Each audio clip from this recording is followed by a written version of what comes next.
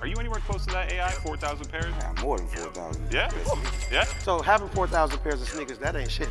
No. How many pairs do you think you have in the collection? I know over 10,000. There it is. We Right? act like we left some. Yeah. That's a full size. That's a full size. Hello to every single member of the FS Army. Of course, I'm your co-host, Brendan Dunn. I'm Matt Welty. Trinidad James. And we have with us here today, Chris Bosh. I'm Allen Iverson. I'm Bobby Huntress. Steve Boltman. Joe Crack. Jones. Marcus Jordan. Check West in the building. Papoose displays. One of your big contributions is the shoe lick, of course. The last one I licked was the Khaled We the Best because he forced me. Yo, it's gonna go viral if you lick it. We the best. Hey. You ever licked a sneaker before? Nah. Just one good lick, Fat Joe style. Yeah. Right, I never licked. I'm just really not that weird. Crazy when people hit you up though, when like your friends know that the shoes came in. Like, what's your phone situation? Oh my God. Bro, you think you can have me do this? Think you can have me do that? Yeah, but no. Gentlemen, let's talk sneaker news. There's some elite runners who are upset, basically saying they think that Nike's Vaporfly shoe creates an unfair advantage. Kanye West was seen trying on a pair of Air Max 720 ISPA Nike sneakers. Next piece of sneaker news we want to talk about is the Travis Scott Nike SB Dunk Low. We also do a segment called Drip, Flip, or Skip. Drip being it looks good. Flip being I'm straight, I'll resell it. And skip being, we don't fuck with it at all. Is this a drip, flip, or skip? You know what I'm saying? I might pull that back out. When it comes to Shaq West outfits. Yeah, I be balling, man. You can call me LeBron James. We have to have you stop performing because we can't pay you for that. LeBron James. G don't get you to 9-will. You know what I mean? Oh, no. That's a Just Blazer. Hold up. This is... Oh, look at this nice. This is a Drip, Flip, or Skip. And that was a drip. Okay, hey. Thank you for watching. This has been another episode of Full Size Run. That's a full size. By 6.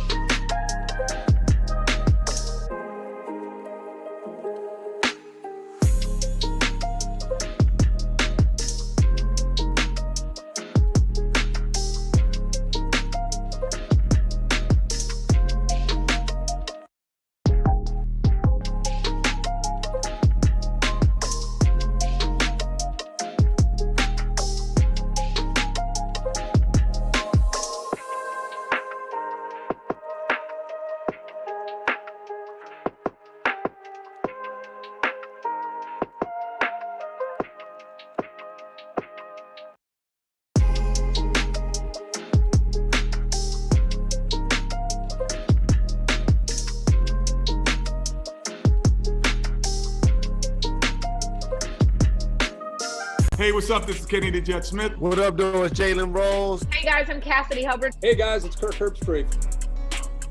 What's up, guys? It's D. Henry. Hey y'all, it's Asia Wilson. What up, it's CJ McCollum from the Portland Trail Blazers. It's Travis Kelce with the Kansas City Chiefs. Austin Eckler, running back for the Los Angeles Chargers. What's up, y'all? It's Mike Jackson.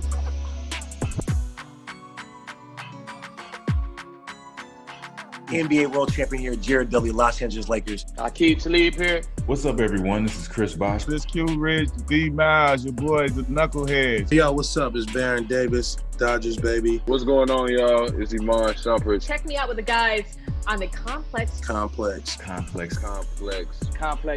Podcast. #1 podcast out there, baby.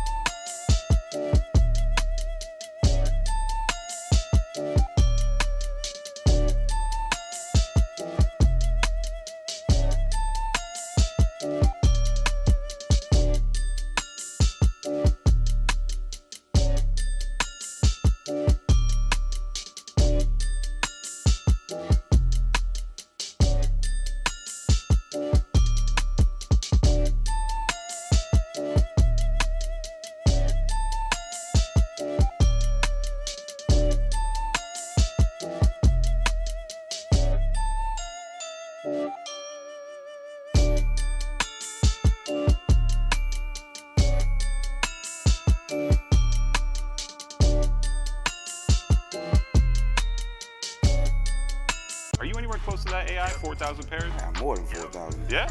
Yeah? So having 4,000 pairs of sneakers, that ain't shit. No. How many pairs do you think you have in the collection? I know over 10,000. There it is. We Right. act like we left some. Yeah. That's a full size. That's a full size. Hello to every single member of the FS Army. Of course, I'm your co-host, Brendan Dunn.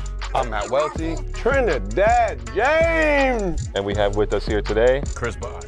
Allen Iverson. I'm Bobby Huntress. Big Boltman. Joe Crack. Jones. Marcus Jordan. Check West in the building. Papoose displays. one of your big contributions is the shoe lick, of course. The last one I licked was the Khaled We the Best because he forced me.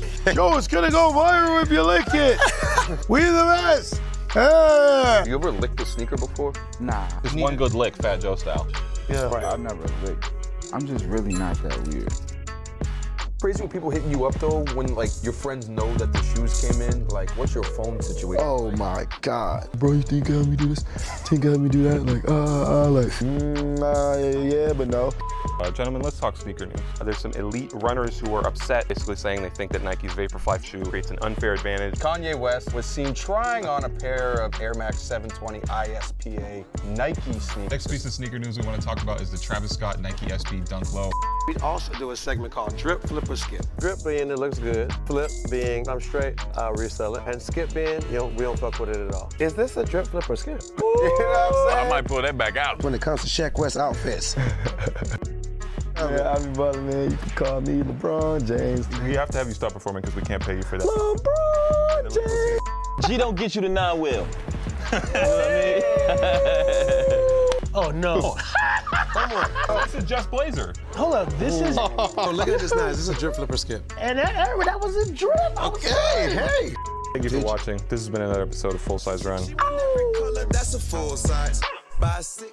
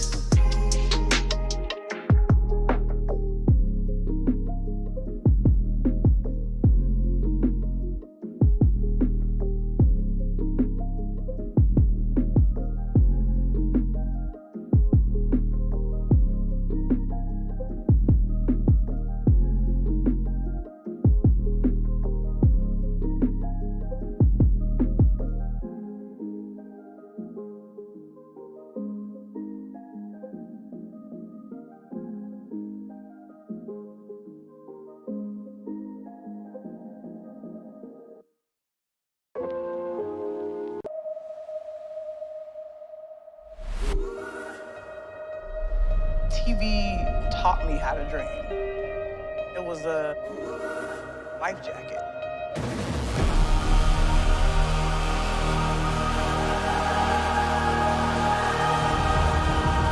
I don't think you can be an artist and not touch people.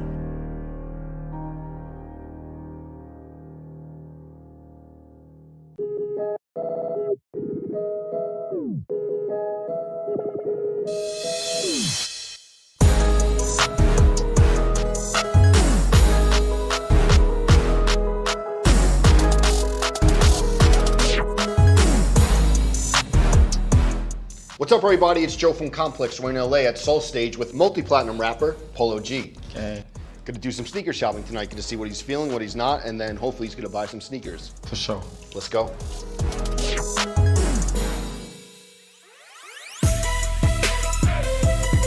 Polo, you seem kind of like a classic guy when you're not in high fashion sneakers, Jordan 3s and Jordan 4s. Are those some of your favorites? I like the 11s. I like Concords. They're my favorite. I like the 4s too, though. Okay. I like 13s. I like You like all of them? I like pretty much everything. I've been on the Jordan 1s heavier though lately. Okay. You always said in interviews that like providing for your family was a big priority. I saw you in the documentary with Tremonti matching Jordan 3s. Yeah. So how much are you shopping for him when you're shopping for you as well? Now, as recently, you know, you gotta be my little twin, so yeah. I just try to match up what I got going on with him. Absolutely. I saw also like off-white 4s, very rare sneaker. How are you getting sneakers? Are you shopping all the time or what? I usually have a plug in the city that I stop in. So if I go to the A, I got a shoe plug there. Okay. If I come back here in Cali, I got a shoe plug here. If I go to Chicago, I got a shoe plug there. All right, so that's smart. They know you're coming and they show up to the hotel or your house. Yeah, for sure. Awesome. Another thing is you are from Chicago, but you said that you resonated with Kobe Bryant. Maybe he was like still playing, you know, you're a younger guy, even though Jordan's from Chicago. Kobe really resonated with you. What was it about him that you really admired? Mamba mentality. Just how he a dog on the basketball court, fearless. Feel me? He was our Michael Jordan. That's why I came up watching. Yeah.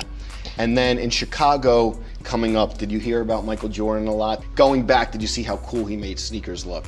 Oh, definitely. Mike still today, people gonna be standing in the line before the stores open trying to get them shoes. He still play a big part in the sneaker wearing in Chicago. You started rapping at an early age, like 8 or 9. I even saw some clips of you just spitting. Yeah. And I know that you said like, even in the cafeteria, your boys always knew that you could rap and they would try to encourage you. Were you like always the center of attention in high school or more low key? I was more low key in high school, especially towards my later years, because I was just ready to get out of school. Okay. But as far as like, you feel me, swag, I always had that. You born with that, you know? Yeah. I was watching an interview, you said the Bank of America always gives you trouble because the card, they always call up. So that's why you bring cash a lot. For sure. What was the biggest cash out you ever had for a sneaker purchase, whether it was in a store or a plug? Probably around $10,000. Okay. That's me shopping, period, whether I'm shopping for clothes. I say I'm never going over 15. So with shoes, I never went over 10,000. And what was in that like assortment of shoes that you bought? Jordans. But I got some like designer shoes on the side of that, like some Louis shoes or some of that, like something like that. You're wearing Louis Vuitton sneakers. Yeah. What other high fashion brands you circle through? Everyone. I try to really have a nice variety, you feel me, just different shoes. I go and get a shoe that nobody else really rocks just to, you feel me, put a different type of outfit together. In the Yeezy section, big Yeezy guy or what? No, I definitely rock with Yeezy, you know, me being from Chicago. Yep, Chi-Town. Kanye, so I definitely rock with the Yeezys. And then seeing him, he goes to Nike and he obviously has so much influence, but now Adidas makes him a billionaire. How crazy is it for you, a young artist on the rise, to see like a rapper become a billionaire off sneakers? I mean, it's definitely something that you marvel at, something that you take notes from, because I definitely want to step into the fashion lane one day. You hoop a lot. Do you still hoop? Yeah, I still play basketball time to time. I'm still a dog. Probably still could go to the league, you never know. Okay, and what shoes are you playing in? Do you like Giannis? Do you like LeBron or what? I like Kyrie's. Okay, Kyrie's. Comfortable, yeah. And the album, The GOAT. One thing I liked is that you said like Tiger Woods, LeBron James. That mentality, where did it come from? It's something that actually really grew on me the more that I was involved in hip hop, and the more that I felt like I was becoming great at what I do. I just developed a mentality that I want to stay great and I want to be great and I want to leave a legacy. You're young. Did you have older people in the neighborhood that you looked up to style-wise? Where did it come from?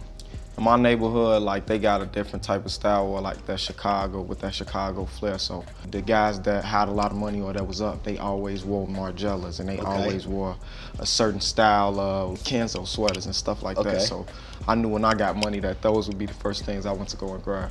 One thing I like is you moved to Calabasas. Saw a recent Instagram all the way drip down in Amiri. How are you tapping into those brands? I actually just recently went to the Amiri store. He just opened up one on Rodale, but normally I have a lady that I'm plugged in with in Saks, and she had pulled some clothes for me. You said you wanted to get into fashion. If a sneaker brand approached you, do you have any favorites that you would love to work with? I think Jordan, definitely, because I wear it so much. But other than that, Adidas. So you'd be open to either? Yeah. And what Jordan would you like to design if you had your chance? The 12s. Okay, Yeah, you like the 12s a lot. Yeah. What's it about the 12s? It's a mid-top sneaker, right? Yeah, mid-top kind of. Sneaker. I don't know, it give me a mixture of a boot feel and a gym shoe feel at the same time. Another thing is, how organized is the shoe collection at home? Do you know exactly what you have, or you have so many that you can't keep track? I got a lot, but like when I was moving out my old crib, I lost a lot of shoes too. So I'm really trying to play catch up now. All right. So what, when you moved from Chicago to Calabasas? No, when I moved from one of my cribs in Calabasas to my other crib, I had the cleaners, they threw away most of my shoes. Damn, so you got to go back and replenish. Yeah. Is there one sneaker that has escaped you that you really want?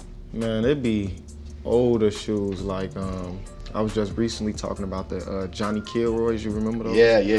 Yeah, that was a shoe I always wish I could have got as a little kid. Okay, so maybe you go back, you find them sneaker plug in one of the cities. Yeah. Well, talked about everything. Now's the easy part. Browse the shelves, see what you're gonna take home. Right.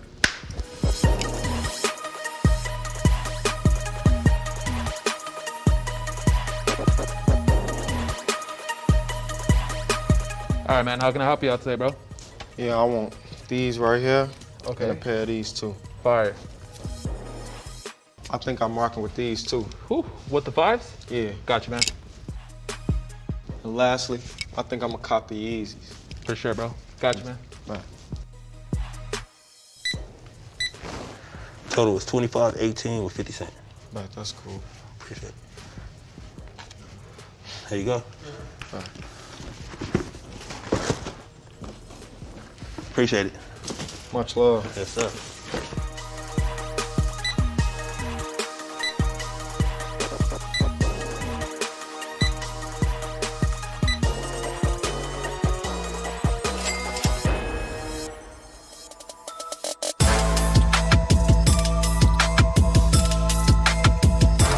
So, Polo G came through, got some great pickups. Thanks so much for taking the time. For sure. Make sure you check out the album, The GOAT, available everywhere right now. Man, go cop that.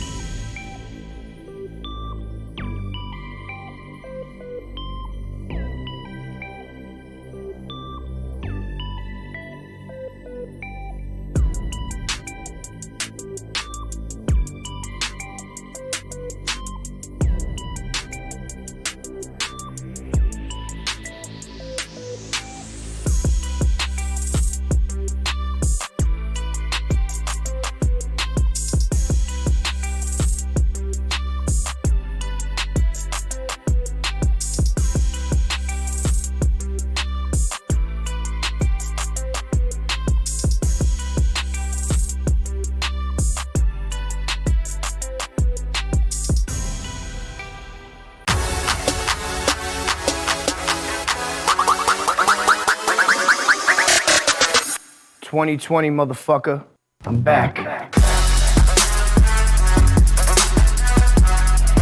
This is a vibe. Yeah. This is the ultimate. You know, I just came in the slides and I figured I would find something here. This is your weatherman, Jim Jones, your meteorologist for today to bring you your drip report. We'd be a good pub trivia team. Trying to figure out what he's feeling and what he's not. Hopefully he buys some sneakers.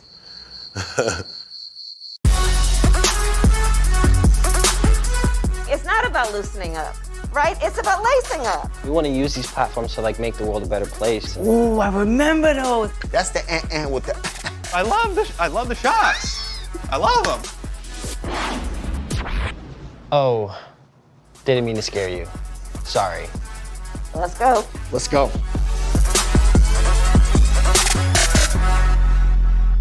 But it's not finished yet.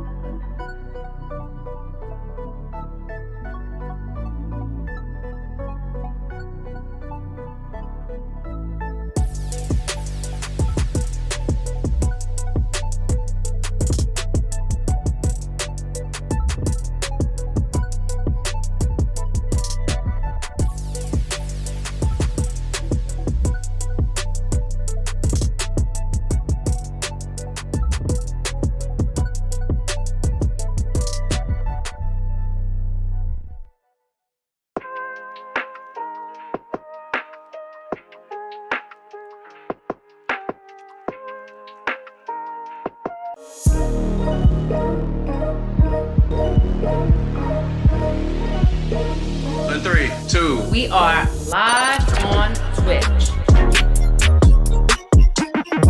Yo, welcome to the Daily Drip. Listen, we got a million things to talk about today. Basically, you're at work all day. You're at school all day. You're looking for an escape. And if you miss something, we got you. Watch two beat makers go head to head and battle it out. Who's gonna win and advance to the next week? That's for you to decide. Drop the beats. Y'all are the winners. I'm telling you. You ready? Welcome to One of One, the series where we're gonna show you how to customize anything and everything. I'm talking shoes, I'm talking clothes, I'm talking burritos. I love sneakers and I love burritos, so I'm good. This thing right here, that's the chat. It's open, so dive on in. Let us know who you are, where you are. Listen, we're going live. Don't want to miss a show? All you gotta do is hit that follow button so you know every time we're going live. Tune in.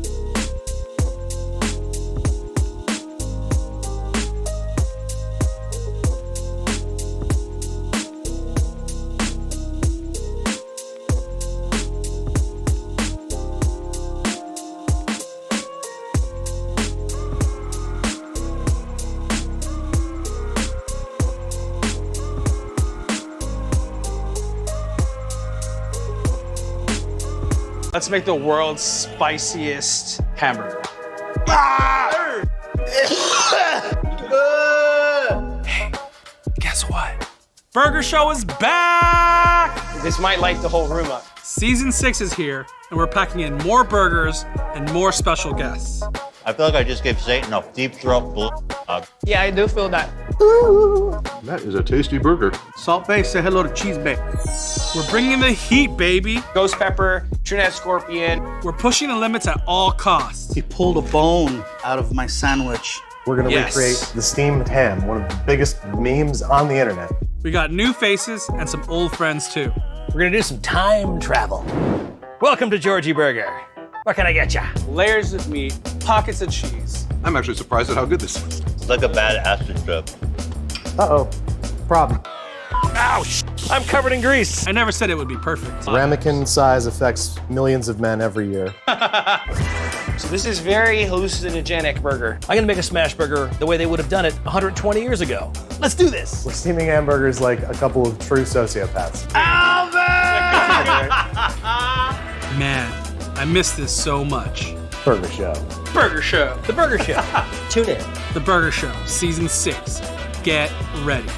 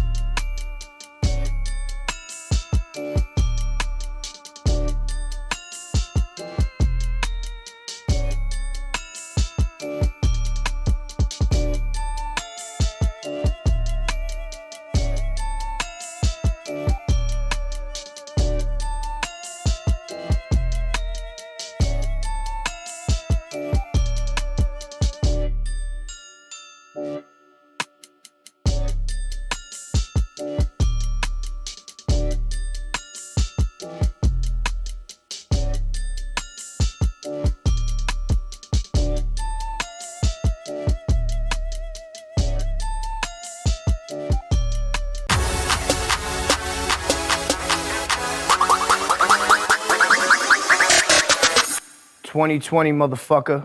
I'm back.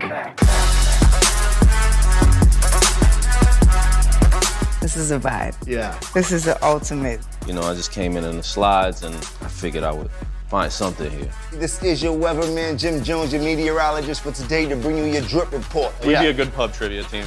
Trying to figure out what he's feeling and what he's not. Hopefully he buys some sneakers.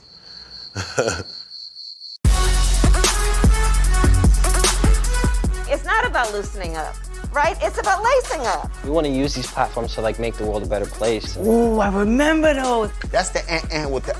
I love the shots. I love them. Oh, didn't mean to scare you. Sorry. Let's go. Let's go.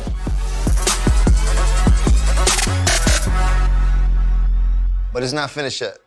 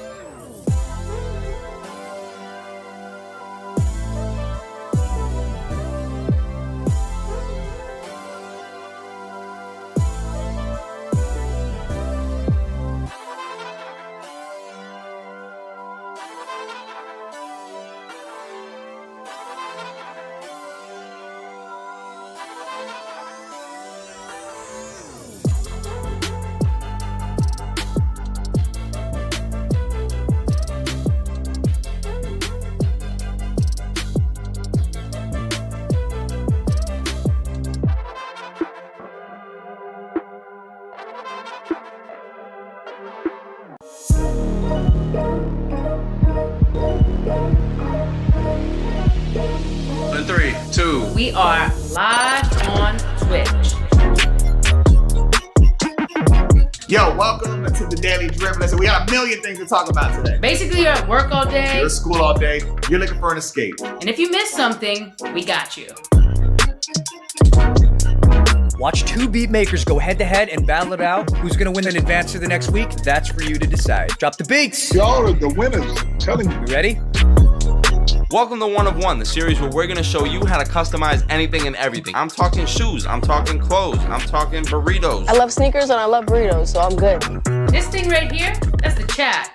It's open, so dive on in. Let us know who you are, where you are.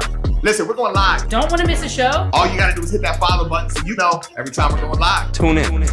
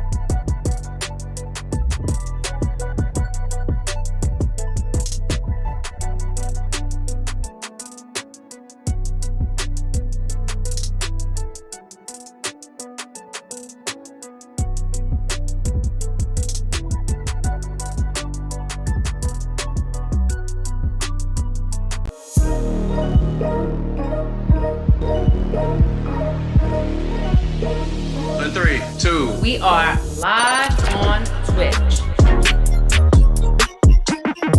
Yo, welcome to the Daily Drip. Listen, we got a million things to talk about today. Basically, you're at work all day. You're at school all day. You're looking for an escape. And if you missed something, we got you.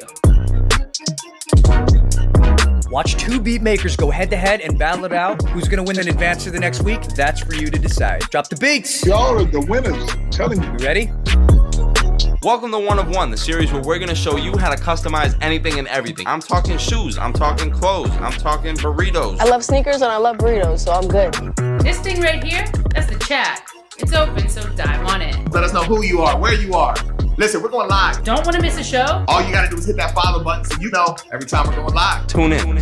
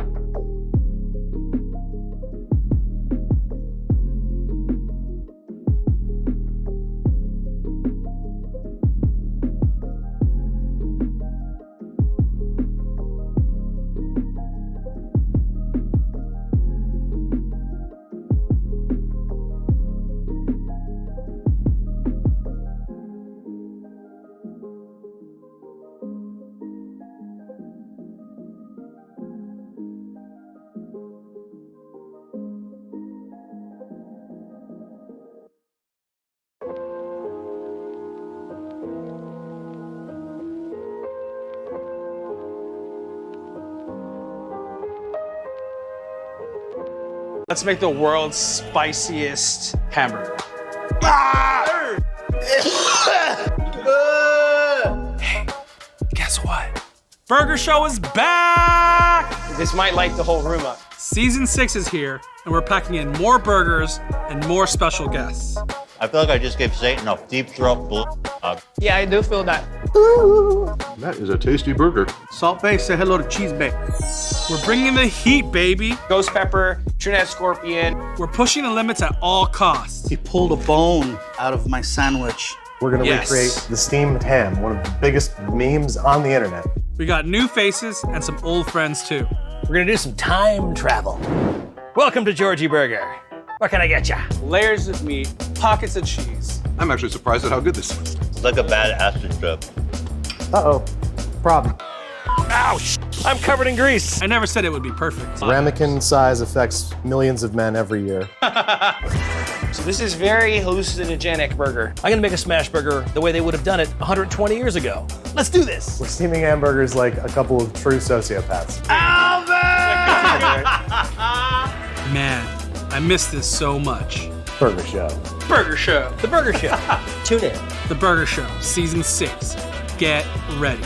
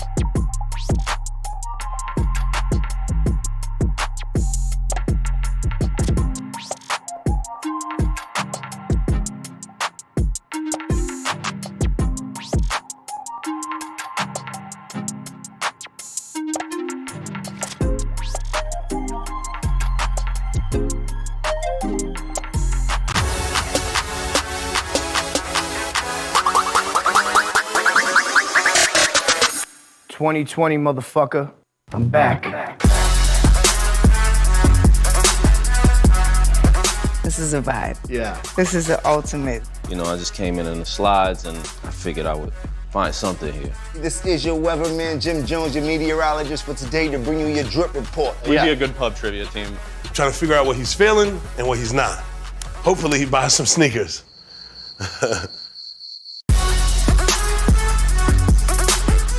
It's not about loosening up, right? It's about lacing up. We want to use these platforms to make the world a better place. Ooh, I remember those. That's the ant with the. I love the shots. I love them. Oh, didn't mean to scare you. Sorry. Let's go. Let's go.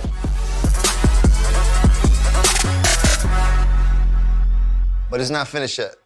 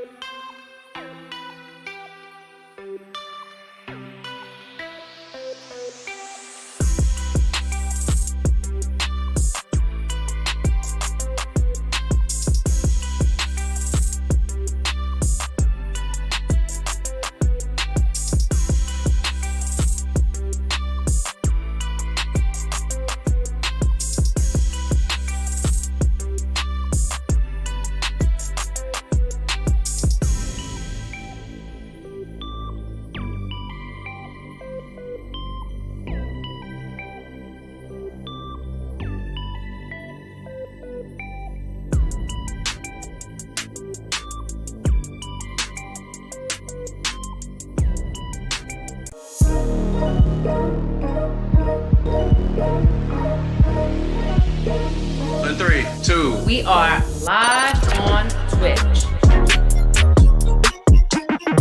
Yo, welcome to the Daily Drip. Listen, we got a million things to talk about today. Basically, you're at work all day. You're at school all day. You're looking for an escape. And if you miss something, we got you. Watch two beat makers go head to head and battle it out. Who's gonna win and advance to the next week? That's for you to decide. Drop the beats. Y'all are the winners. I'm telling you. You ready? Welcome to One of One, the series where we're gonna show you how to customize anything and everything. I'm talking shoes, I'm talking clothes, I'm talking burritos. I love sneakers and I love burritos, so I'm good. This thing right here, that's the chat. It's open, so dive on in. Let us know who you are, where you are. Listen, we're going live. Don't want to miss a show? All you gotta do is hit that follow button so you know every time we're going live. Tune in.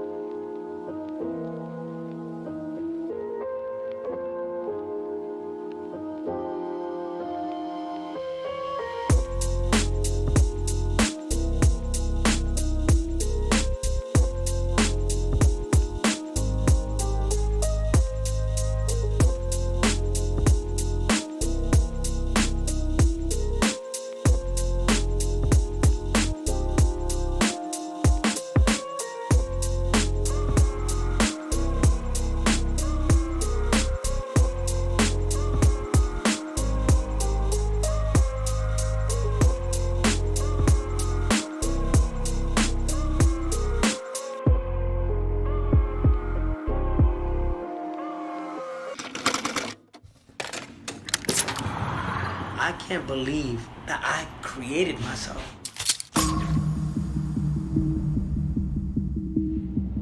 Danny created Tekashi 6ix9ine the way he wanted to be viewed. In the world we live in, nice guys don't go anywhere. I'll build my own fucking world. I want my world to look like it's on fire. I'm destroying anything that's in my way.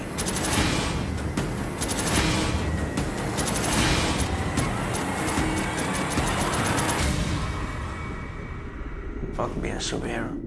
I want to be a villain.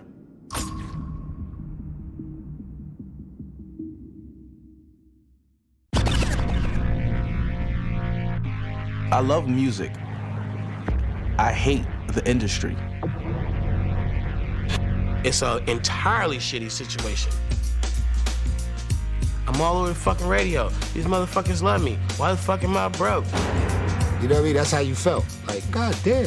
That's the fee you pay to get in the game. Wow, do this piece of paper really hold this much power? They just spin these kids, man. People get fucked over all the time. Where do you learn it? There's no school for hip-hop. Well, Puff is like my idol. You know what I mean? Like, he's one of the reasons why I wanted to be a part of Bad Boy, why I wanted to be a hitman. So Puff was like, I want to sign you to a publishing thing, I want to do this, I want to manage you. And I was like, this is like, Puff wants to do this for me? And I'm thinking, I'm like, wait a minute. If I sign all this stuff, that means he gets paid from everything I do. And even if I produce with him, it's like he's getting paid twice. And I was like, get the fuck out of here. I remember we were like in the studio and I screamed at him. It was the first time I screamed at Puff. I was like, how am I supposed to get any money? And he was like, all right then. It wasn't like it was no beef, and then it was like, all right, so you about to go to this party afterwards. So at that moment, I realized there's a difference between friends and business. He never stopped being my friend because I didn't sign those papers, but like, shit, if you're gonna let me do it, I'ma try. I never told him. I appreciate you for that, you know, because that was like one of the best learning experiences I've ever had in the music industry. We are about to sign our recording contract. Over here, we got all the crystal, we about to pop. They have fucking clauses in these shitty contracts that say, we're only gonna pay you 15%. In that 15%, the label's charging you for every fucking thing that takes place. Yeah, you see, we getting D-Dot's joint down there now. Proof. The artist has to pay everybody, the producers, the songwriters. Every dime they spend, they're either gonna charge you half or 100%. So most of us, including myself, had no clue what the fuck that meant. All these motherfuckers with the shitty paperwork, your money's gotta go through all them. Damn, we only getting 12 cents off a dollar? And out of my 12, I gotta pay you, and you? What the fuck? Damn, can you at least put some Vaseline on it? Can we have some wine and cheese before? God damn, like, what's happening here? You have a lot of kids coming from these inner cities that never even seen $10,000 cash before. So if you have a person that's coming to you like, here's 20,000, sign to me, I'm gonna put your album out. They're not looking at no legal team where like, let me call my lawyer and make sure that this deal is right. You're taking the 20,000, you're gonna sign the contract, and you're gonna figure it out later on when the money's gone. It's too much coming at them too fast. A lot of people just are so thirsty for a platform that they sell themselves short. You just see a big label and you're like, they wouldn't do me wrong. Where do you learn it? There's no school for hip hop. You know, I definitely signed some bad contracts in my time, some still pending. Bound by a piece of paper, it make you just think like, wow, do this piece of paper really hold this much power? You dangled like this fucking career in my face and like, yeah, I want to do it. Of course I'm not reading this shit. Like, not saying like it's the smart thing to do, but you're young. But at the same time, you're a grown man. You know how to read too. You chose not to read that contract. So I don't get when people say, like, oh, don't sign with such and such, them they be fucking people. Like, hell, they ain't fuck nobody. You could have read it. You chose not to read it. You look at the fact that they put these two big stacks of money up here next to the contract. This is all you gonna ever get. You ain't look at the contract. You have the frustrated artist who wakes up one day and realizes that I'm all over the fucking radio. These motherfuckers love me. Why the fuck am I broke? And then they explain to you, like, This is why. Paragraph 64, clause B says you don't get shit. When you're an artist, you gotta make hot records. That's what your job is to do. If you're not making hot records, we have to move on. It's nothing personal, it's business. Even as an executive, if I'm not putting out hit records or if I'm not signing hot artists, they're gonna be like, I think we could find somebody else to fill your position. Everybody at the label could get fired just like the artist could get dropped. You could go to war with your label, and the label war is probably like one of the major contributions to failed careers. At the end of the day, I'm trying to take care of my family too, just like you are. So we'll make sure life better than mine. You start arguing with these executives, and they just fucking turn the switch off on your ass. Don't like you anymore. First thing you're gonna say is, well, let me go. They don't do that shit. Obviously, all the cash money we've seen go through this. Tyga, who claims that Birdman owes him like $12 million. You know, hey Birdman, you robbed me, so I'm going to put it on a loud speakerphone and tell everybody that you robbed me, and everybody else that comes to you is gonna be very careful about how they do those contracts. If anybody get taking stuff personal and have stuff going, they might not want to choose this job. Literally everything in the industry, they will try to get over on you if you let it slide. I'm the type, like, I will pull up to Complex, you know what I'm saying? Like, hey, where's the footage? You know, to be a boss, sometimes you have to be a bitch. You don't work a 9 to 5. So you don't get like, your insurance and, your income tax check. You don't get none of that shit. Publish it is like, it's kind of like your paycheck for writing. You get paid for when people listen to your music over and over again. Those are checks that just come. You don't want to give that shit up. Sometimes you might have to like break a little piece off to somebody, you know what I'm saying? But make it worth it. Don't give it all up. Ever. Ever. Kanye. Talk about Kanye and the publishing. To manage him, I had an opportunity to own some of his publishing. I didn't want to do that to any producer I managed because they were my startup guys. And Kanye was a sample producer. He took a sample from Jay-Z, sample from this music, and then you put it together. I was gonna pretty much let him know that you're not gonna make no fucking money in your royalties with all these samples you're doing. I rearranged the deal for everybody to where he got his publishing back. The industry just wants to rate and take. Labels should do what's fair, and that's why the artists today are saying, fuck you, record company. And they should. Everybody's trying to figure out how to get that money, even though the sales have dwindled. Yeah, I remember this one time I met these execs. Like, he brought us to the house, laid, everything's crazy, and gave us this whole big pep talk speech. And then literally, like, I think it was 8 months later, we went and met the same guys, but this time in the office. And then he came in and gave us the whole same exact spiel. Like the same exact speech, like the introduction, everything. And that's when I knew, like, man, like they just spin these kids, man. I'm 19, he's 21. Like, we're young, so a lot of people try to take advantage of us. Yeah. But the thing is, they don't realize that we already know. We already know what's up. I'm so scared to sign my name on shit. I'm scared to get your autograph, let alone sign a contract. It's kind of like old school versus new school. Like most kids now feel, I don't need to sign to a label. They have all this amazing music, and I'm like, I know some people, you wanna? He's like, no, I just wanna put it out myself. When we were coming up, we didn't foresee MP3s, but somebody did, because in the contracts we were signing, they would say things like, you're making records for cassette, CDs, in any form in the future. That line meant a lot. All of a sudden, iTunes showed up, and now we're fighting our contracts because we didn't take time to study what was in it. Somebody else did. Make sure before signing anything to have somebody look over it, just to make sure you just don't sign your life away.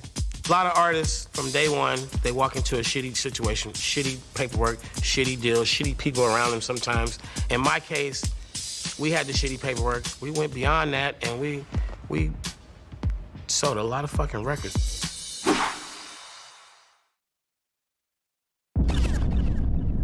You seen MC Hammer lose, what, $20, $30 million? Like, it could happen. We didn't know nothing about anything. I'm doing this shit. That was my first $100,000 check. At that point, we just started balling. And that's what you do it for. They giving us money to do this, and we get to go shopping. So I was like, oh shit, this is real, and I'm broke. You check your account, it's like, where did that go? Shit woke you up fast. Really, really fast. The day we got our first check, we ran out of gas. Oh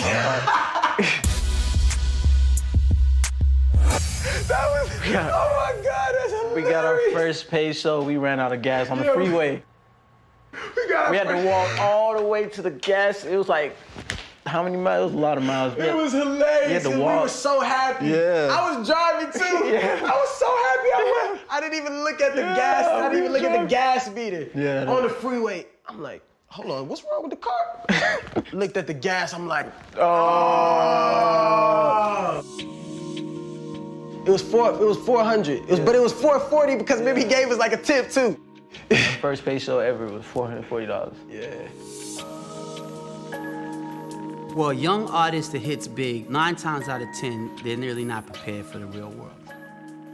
How do you expect an 18-year-old kid who's never had any background in business to come out and do anything else but, you know, hey, I want a nice car, you know, I want to look good, and you're in that stage.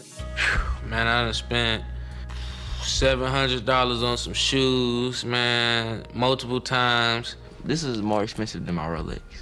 This was. I done bought an iced out grill, lost it in the same week. Jewelry, put gold teeth in my mouth. Diamond earrings gone. Weed, women. Benz, 5-star restaurants and stupid shit like that. My shoe game is ridiculous. My shoe game is like over $20,000. He like a lot of the Gucci shoes and he look. I call these trophies. Every pair of shoes is over $500. When I was younger, I'm thinking like, okay, like they giving us money to do this and we get to go shopping and get this outfit and we're going to dinner with different people and it's like, oh yeah, you guys order whatever you want. And then you realize like, oh, like we were paying for that. So you thinking like, oh, like we're getting treated well. It's like, oh no, that's all part of your budget, which you have to pay back. Learning that was like real interesting. Oh my God, it's like, where did the money go? You know what I'm saying? Once it's gone and you wake up in the next morning, you're like, damn, bro, you probably shouldn't have did that. But then you do it all over again. Because, you know, it's life and you need stuff to rap about because it's lit. You gotta get to the point where you're making money way faster than you're spending it. After we did Jay-Z American Gangster, that was my first $100,000 check. I've never seen that many zeros on a check with my name on it. Like at one time, I got a fucking $100,000?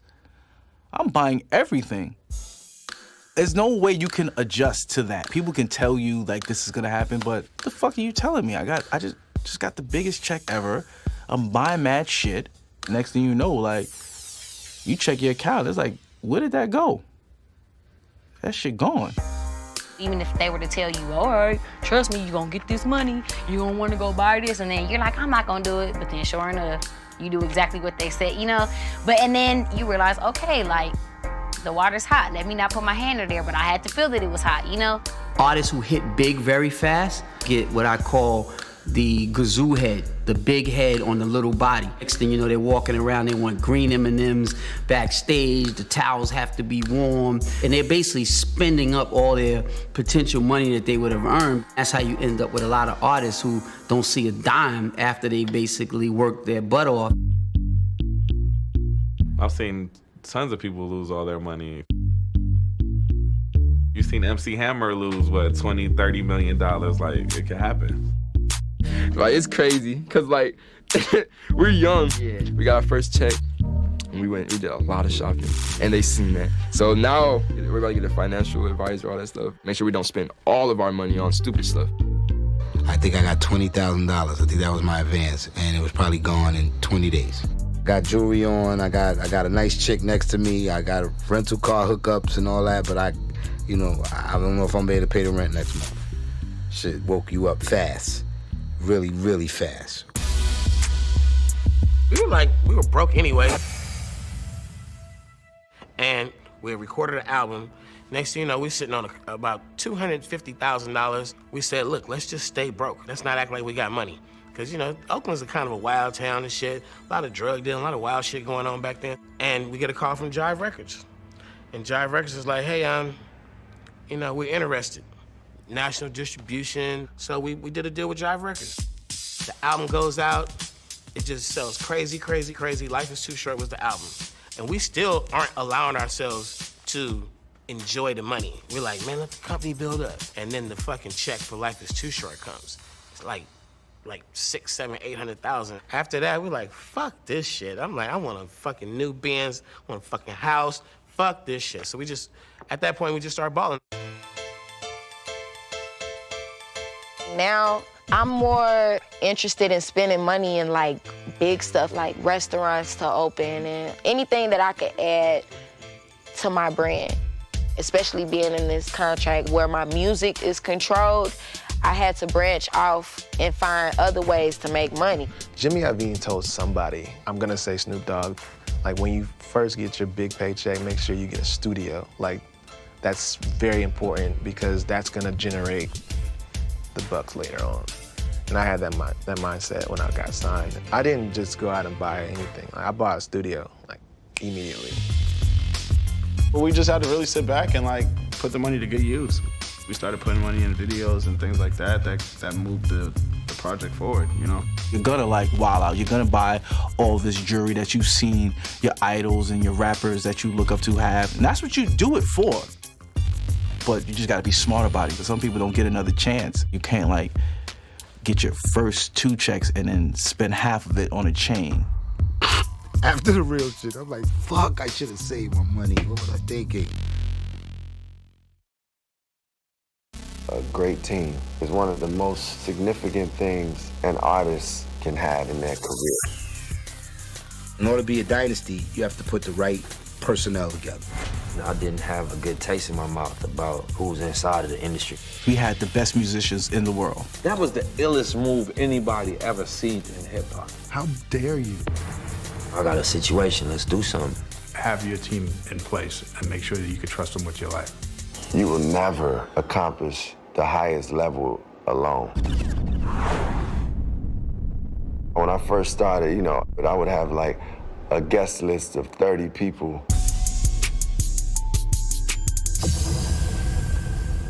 And I remember one of my first concerts, I was opening for Redman and Cool G Rap. Some of my friends went into one of their dressing rooms and stole their stuff off their rider and ate their food. I ended up having to pay for it. The promoter was like, we charging you. We know that was your homies. I was not ostracized, but I felt, you know, bad. And it just was one of those things where it's growing pains. Yeah, that happens all the time, that like rappers blow up and they got all kinds of weird people around them. You know, you have your friends, but you can't bring 10 of your friends with you on tour all the time. The first thing I tell an artist is have your team in place and make sure that you can trust them with your life. If you do blow, this could be serious money, and you want to make sure you know where every penny is. Most artists get in the game and they hire somebody they trust. Now, the person you trust isn't always the person to be in that position. It's the homeboy manager. It's not a real manager that's out there that had success with various artists. You got Raphael. And Raphael, he's your man. It's the man who don't know his ass from his elbow either. Raphael's loyal. He's trying to blow his artist up, so he's gonna ask the most dumbest shit, want the most ridiculous shit, and support anything that artist wants. So they take advantage of homeboy management, of Raphael, from the beginning. And then 10 years later, they broke. And you like, man, these my homies, and you don't want them to feel like you ain't real no more. But, you know, at a certain point, you recognize that it could cost you not only just your money, but opportunities in your career. When they come in, they're gonna be around 10 people, and 10 people turn into 5. Then they're just hanging around with 2 people, and those are the 2 people that are really doing something that's helping them move forward. When you do have those people who want to participate in the music business with you, like who really has the skills, and that's just business. The philosophy that I would always tell cats is like, I can only give you but so much opportunity. You're gonna have to truly have the skill, the talent, and the desire to do it. I didn't have a good taste in my mouth about who's inside of the industry and who really love rap music and who got a passion about the art. Let me tell you when the whole wide industry paid attention to Nipsey Hussle. Nipsey Hussle is a G. He sold his mixtape for $100. How dare you fucking sell a mixtape for $100? And it blew us all out the frame. But you did it. Me? That means you don't even have to sell a lot. I heard Jay-Z bought 10 of them. Nipsey Hussle, in my opinion, was like the leader of the free world. He was the leader of like independent artists. My name is Nipsey Hussle. I'm a rap artist, an entrepreneur, a author, producer, and you know, a radical.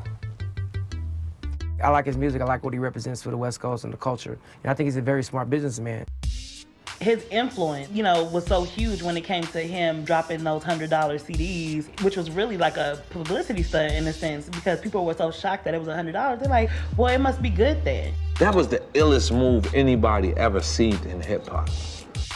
When I first got out to LA, you know, I really wanted to work with a LA-based artist, and he was the first artist I really wanted to work with.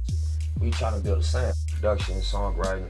Yeah. One with AVs. Man, at first I thought Dallas was like an A&R industry nigga trying to like get a promotion or something by fucking with an artist. And that's no shot on Dallas. That's just my assumption on the industry at that time. Yeah, that's your fire right there. I seen what Dallas was doing and I seen how he's moving. He was just like, you know, I got a situation, let's do something. As a new artist, you're not gonna be able to get Timberland or Pharrell or all these people on the phone when you're new, but I could get you in the studio with these people. Going to the club and kicking it with him and going OT and just vibing, being on the scene, fucking with Dallas. You see who a person is, like, all right, this nigga be in the studio for real. He really with the music. So it made me separate him from my bias. By the way, it wasn't easy to get Nipsey Hussle to partner up. We just had certain terms that we wanted, and Atlantic was ready to meet us and become partners on the terms. Y'all gotta bear with us. We banging music loud. I just chose my label, not even because of the money or anything else, because you gotta go off of how they talking to you. So from what they said to me, it just seemed like they believed in me the most. We have a great team behind us that's strong, is solid, and protected. We have a lawyer, of course. And we have a couple other people that are in our corner, you know what I'm saying, that are looking over and teaching us the business side of things. A great team is one of the most significant things an artist can have in their career. Because at some point you recognize that you will never accomplish the highest level alone. And you're sort of bread and butter at a certain point. Mm-hmm. Can you talk to me about the business? We have to have total silence after you blow it out. Y'all want some pizza or something? That was it. That was it? Yeah. Nah. I feel like I'm about to do the same thing I just did. Sorry. Right in there. Oh, woo! Good. Let's go, mutiny. All right. That was great, man. Thank you so much.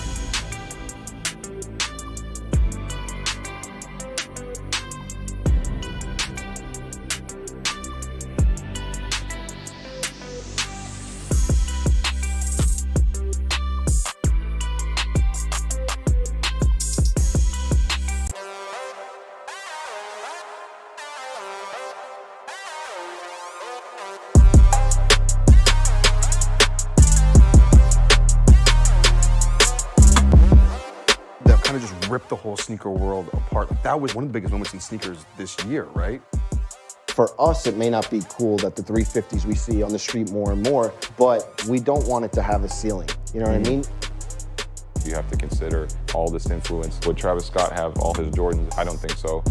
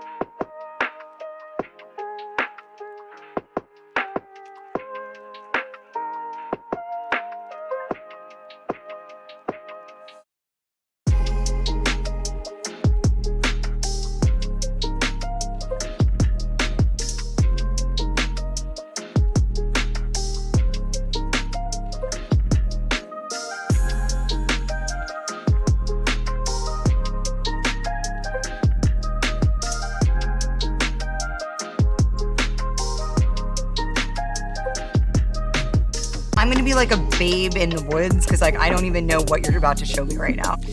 Ow! Just talking made it hurt. That's not normal. Yeah.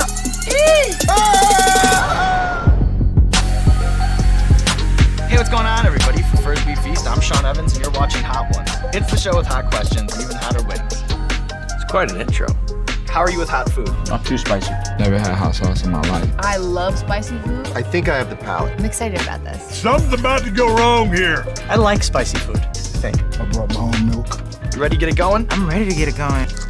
I shouldn't eat the whole thing, should I? I still want to keep eating it. See, it's like Christmas in my mouth. Now we're getting into real territory here. Yo, this is the devil snack. Whoa! Oh, God. Woo! I think I'm having a orgasm. Yes, Lord! Woo! Oh, that's so hot. Like I have sweat dripping from my boob. I feel like it's high. No. Have you ever killed anybody? Jesus Christ, that is hot. What's the hottest thing I've ever ate? Oh my God.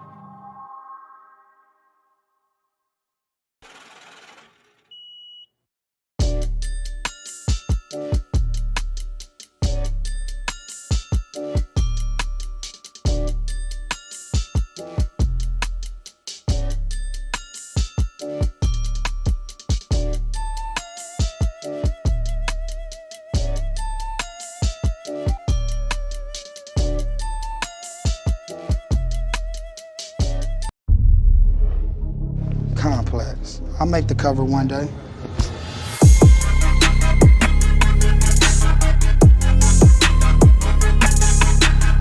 What's going on, guys? For Complex News. For Complex News. For Complex News. For Complex News. All right, y'all ready? Let's go.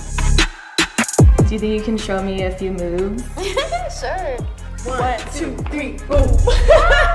That should be the thumbnail. It should be that Spider-Man thing, like what the fuck? No President Trump shit, elegant thug shit. Yeah, left on parole, getting heroin plugged in. What was it like kind of watching this whole thing? Drake and I ain't never had no issues. I don't have no real motive. You did. There was rumors that you snuffed him in the club. Why would you think that way? Would you think Will Smith would do that? What has President Trump done well? I'd have to give it a little more thought. Yeah, it seemed a bit tough for you to answer that. Yeah. Oh shit, Drake and Pusha T. You know, we seen this one in real life though, y'all know that, right? Oh shit. I fuck with Jay-Z, I respect Jay-Z, but like as of right now, I had to go with Benny. Damn. On the other side, we got Young Thug versus Future. We can't just package these guys up as super slimy or some shit. I'm sorry, mama. I never meant to hurt you. Lil Uzi Vert was here wick. This is a tough one, man. Dang. I'm not gonna pick for you though. No, you have to. Cause I can beat you up.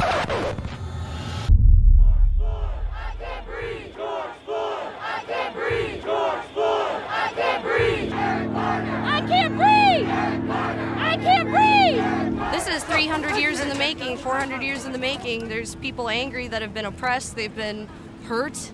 This has been boiling under the surface for a long time, like a volcano waiting to erupt.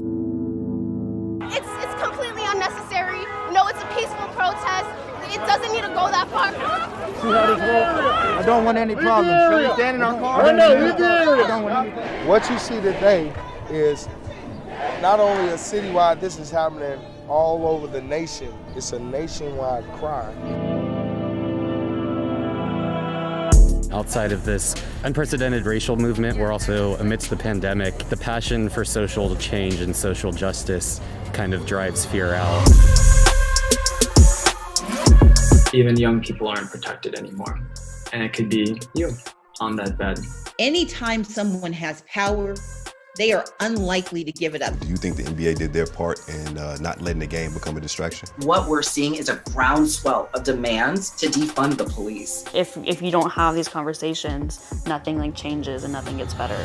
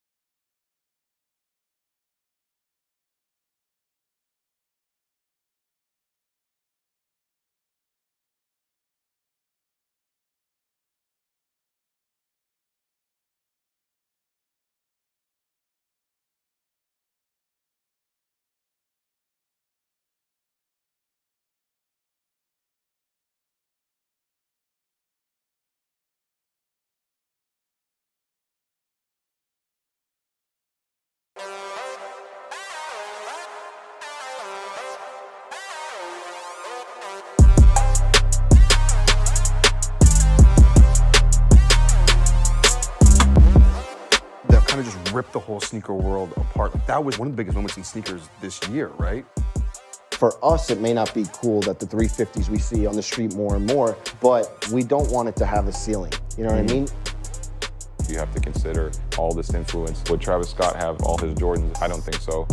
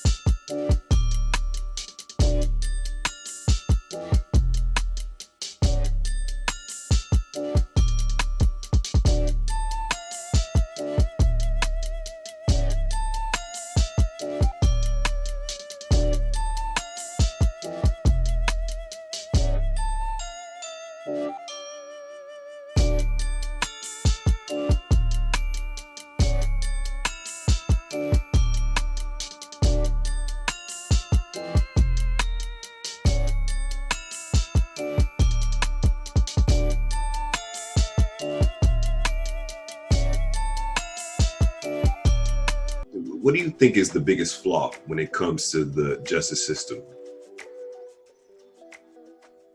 Rich people get justice, people without money don't.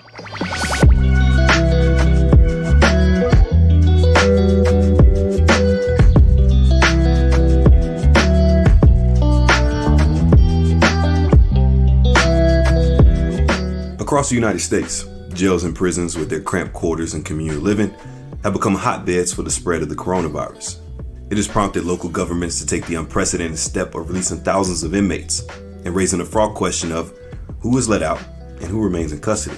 The rap wars have been focused on this topic because of Tekashi 6ix9ine and YNW Melly, but this issue is much bigger than that for thousands of inmates who are locked up on outdated cannabis convictions. Corvain Cooper is serving a life sentence without the possibility of parole because of the 3 strikes mandate in California. Mind you, some of the felonies he was charged with aren't even felonies anymore. This call is from a federal prison. My name is Corvain Cooper. I'm currently incarcerated for marijuana distribution. When I was found guilty of life imprisonment for marijuana, it just blew my mind, coming from California, knowing the marijuana laws, and knowing when you're driving down the street, my kids are on their way to school and they can stop at a hemp store before they can stop at an actual liquor store. And I got all my prior convictions are taken off my jacket. So if I was arrested today, I would have no priors. I would be just like a new person that was just getting into the system today.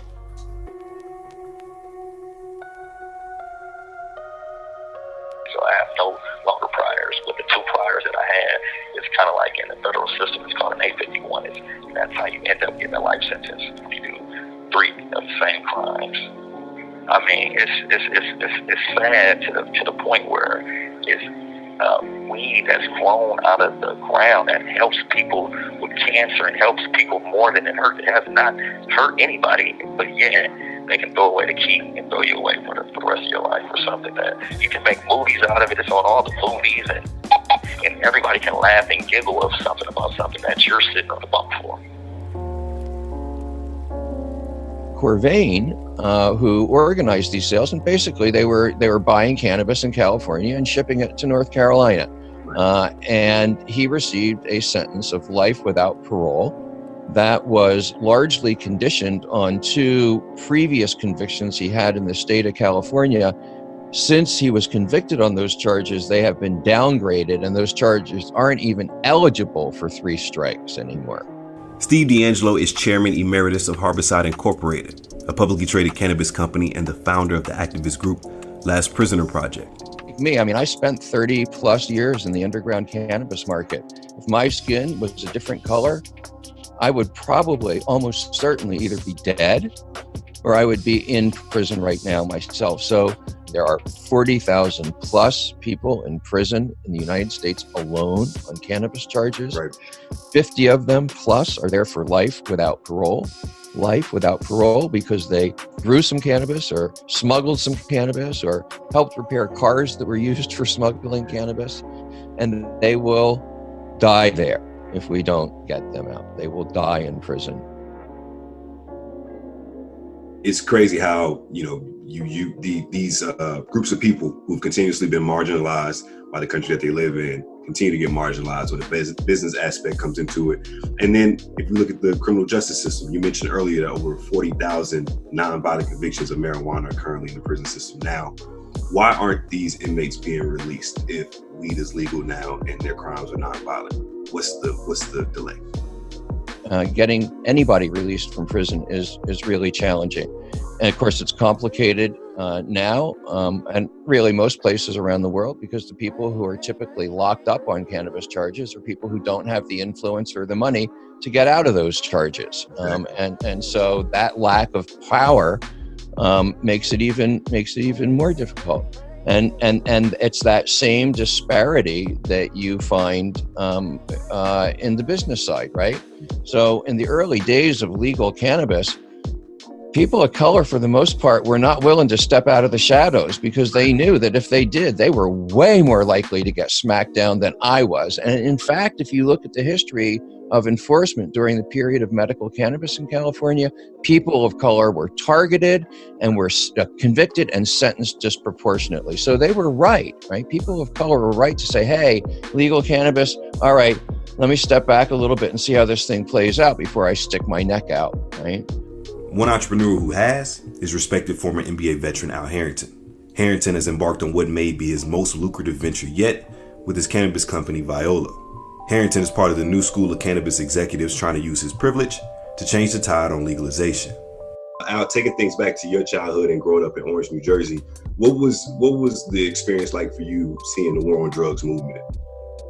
Man, it was it was crazy. I mean, in 8th grade, I remember 2 kids in my class getting locked up for having nickel bags of weed in their locker. Fiends being, down the alley and people telling me that, the war on drugs and it was cannabis that got them there. You know what I'm saying? So I was afraid of it, and then stop and frisk too. So in my neighborhood, nobody had crack really. They only had weed, so just, we standing on the corner and the police come and throw the older kids up against the wall, and sometimes they let us run off, but you know what I'm saying? So, I was afraid of it, bro. I was definitely afraid of it. But I just I think just growing up with that stigma heavy on you your whole life, and just people telling you that it's a gateway drug and all these different things, it was just hard to shake it, and I always say that's the reason why I go so hard being an advocate now of trying to change the stigma and trying to humanize the plant, because after being lied to for so long, you got to think about it. Cannabis has been outlawed, since the 1930s. And obviously, it was always policed in Black communities. So being that I'm Black and I'm from a Black community, it was just no way in the world for you to find anything positive affiliated with the plant, especially when you used to see people getting locked up for it as well. The reason that cannabis was made illegal in the first place in this country didn't have anything to do with the plant itself or science or real risk or anything. It had to do with the color of the skin of the people who brought cannabis to the United States. Cannabis came to North America through 2 vectors. One was through Mexican refugees who were fleeing the Mexican Revolution. They came across the southwestern border around 1910, 1911, 1912. And the other vector by which cannabis came to the United States was Afro-Caribbean sailors coming in from places like Trinidad and Jamaica to ports like New York and New Orleans. Jazz venues were the only places that white people and Black people could get together and socialize. Everything else was segregated. And it was there that cannabis jumped from the hands of Black people and brown people into the hands of white people and began its march into the mainstream of American life. The original laws against cannabis were passed in 1911 and 1912, and I've gone back to the legislative record and I've read the comments of the legislators who passed those laws. They don't talk about the plant. They don't talk about anything except these out of control Mexicans who are coming across our border, and we've got to figure out some way to bring them under control. At the end of my career, I found out the true benefits of cannabis. And it truly inspired me to become an investor first. And eventually I started my first company, Viola, which is named after my grandmother. And, because she was the person that I saw cannabis help, that really just, allowed my mind to transition to realizing that, cannabis was truly medicine. Yahoo calls you a marijuana tycoon. They don't throw tycoon around people who don't have a great business. You know what I'm saying? They don't do that. But the fact that you're an African-American man, a former athlete, you know how that stigma can be sometimes when you walk into a meeting. Some of your executives are people of color as well. How important is it for you to kind of reintroduce people into this industry who are people of color so they can benefit as well? Is that something that you plan to do in Viola as well? Yeah, it's very important, man. I mean, once again, that's one of my main missions is our purpose of our company is about, empowering, uplifting, educating people of color about the cannabis industry and ways to actually get into the space. Earlier this year, Al and Viola partnered with Root and Rebattle, a group committed to helping provide resources and education to incarcerated people who are re-entering society. Yeah, so, Root and Rebound, man, we're really focusing on like reentry, right? So, being able to send like newsletters, to prisoners about, trying to help them figure out what they're going to do when they get out. Because a lot of people think that like, guys go to serve their time and like when they get home, like that apartment that they was living in 15 years ago was still there, right? And that car that they had and all this other stuff, and that's not the case, and it's about, being able to connect with different programs and stuff like that so that you can help your transition. And what we try to do is try to, have different programs that you have them give them access to, and especially around the cannabis space. Because I feel like, they have an expertise that a lot of these Wall Street guys and all that just don't have. And you look at a lot of these companies that have been run by a lot of these, type of leadership, they struggling. Right. You know what I'm saying? I think they struggle because they don't tap into the people that made the industry as relevant as it is. And, I feel like there's a ton of talent out of those 40,000 people that are still, like you said, incarcerated. And, if one thing I could do is find a way to be able to tap into that talent and give them opportunity in the space, I feel like I've done my job. So, that's what we're trying to do with Root and Rebound. Just trying to, once again, just trying to empower these people, man, because they went and served, real time for something that now billions of dollars are being made. Exactly. And then when they come home, you're still keeping them out of the space because they have felonies. Right. You know what I'm saying? It just doesn't add up. So we're trying to change that. And so now that it's evident that legal cannabis is here to stay, there's some extra effort that's going to need to be taken to make sure that they can overcome these obstacles and have their rightful role in this industry, which would not exist if there had not been Black and brown people willing to carry this plant through the darkness of prohibition. And basically, from my point of view, with 2 million Americans, disproportionately people of color, the largest proportion of any country, right? And we lock up more people in the United States than any other country in the world. This is, what Michelle Alexander called the new Jim Crow.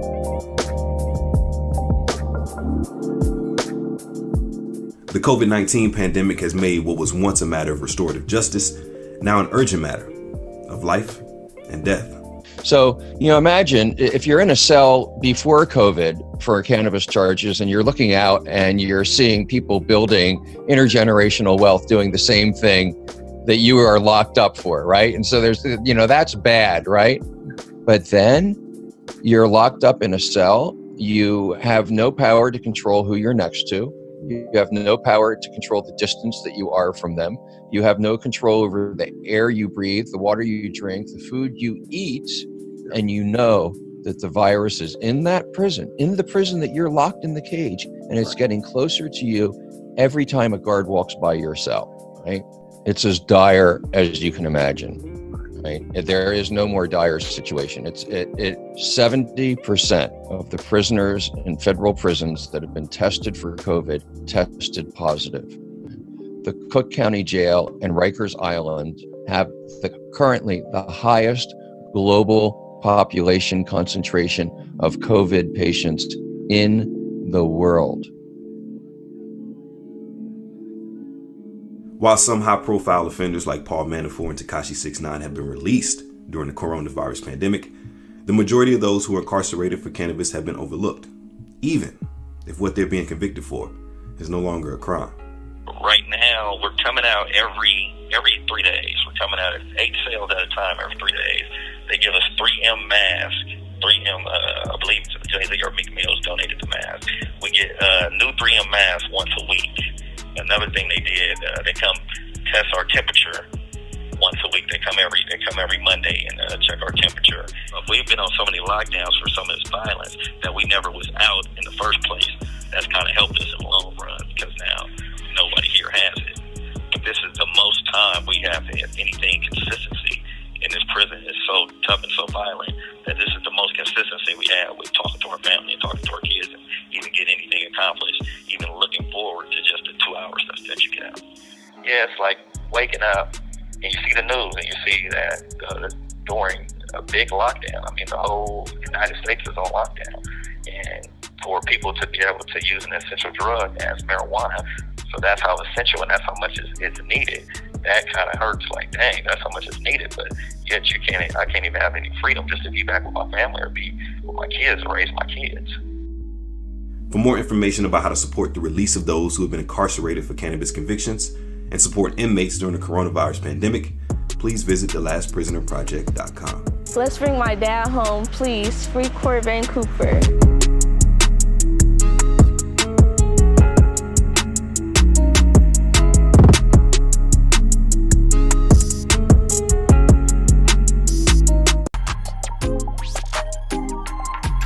What do you think is the biggest flaw when it comes to the justice system?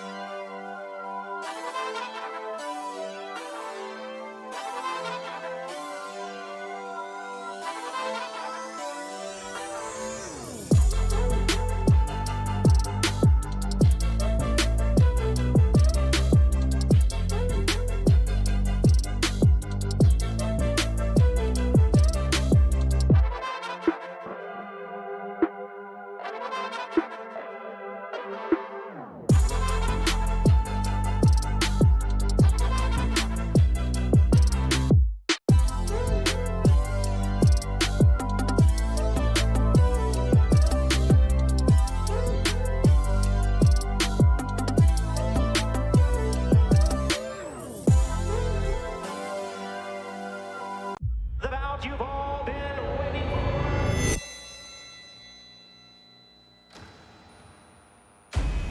Pick yourself up and dust yourself down. Open up your eyes and take a look around. I'm standing on the edge, not afraid to look down. Life is a fight.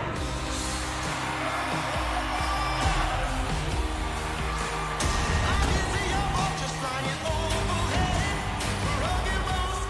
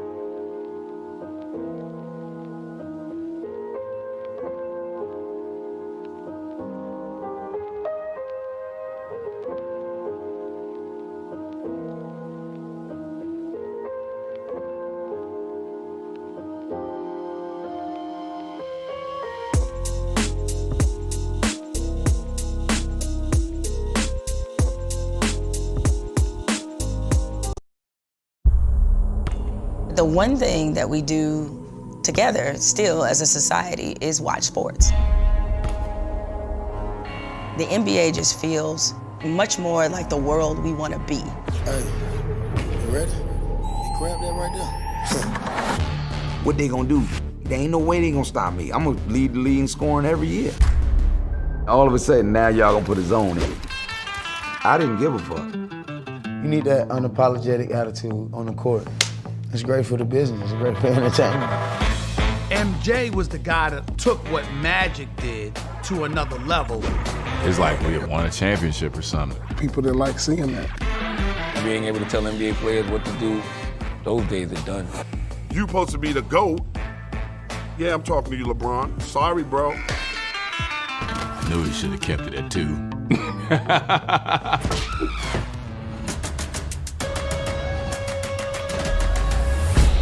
Kobe was the most fun to defend because when I would attack him, he would always come right back. Arguably the greatest draft class ever. I know that I am who I am because of basketball. Trash talking got me going. I had to learn to really sacrifice. I didn't even know what that meant. Be a star in my role, and I could play as long as I want. See, I was 24 when I got a $64 million contract. Let me get 75 bottles of the Moet Rosé. Pass them out in the club. Professional basketball players get robbed by these financial advisors. Everybody was counting my money. Don't piss it away. I lost $20 million in real estate. You don't know the game, you're gonna get caught slipping and you're gonna lose. Now you see how that is. Be careful with how much of yourself you are. That sounds messed up just because like you should be able to be yourself wherever you are, but you can't. Basketball and hip-hop culture go hand in hand. That changed the way we walked, talked, and thought about ourselves. You know, when people say the culture, we know what that means. Black people. If I can make it out, you can. My lesson right then and there. You'll see the one person that hates. You know what it is when Iverson crossed up Michael Jordan. This game is about serious money. I am here to tell you, he's lying. I didn't do drugs that night. Fame is also an addictive drug. Who knows what'll be next? Because basketball continues to evolve. You dig what I'm saying? Complex Networks.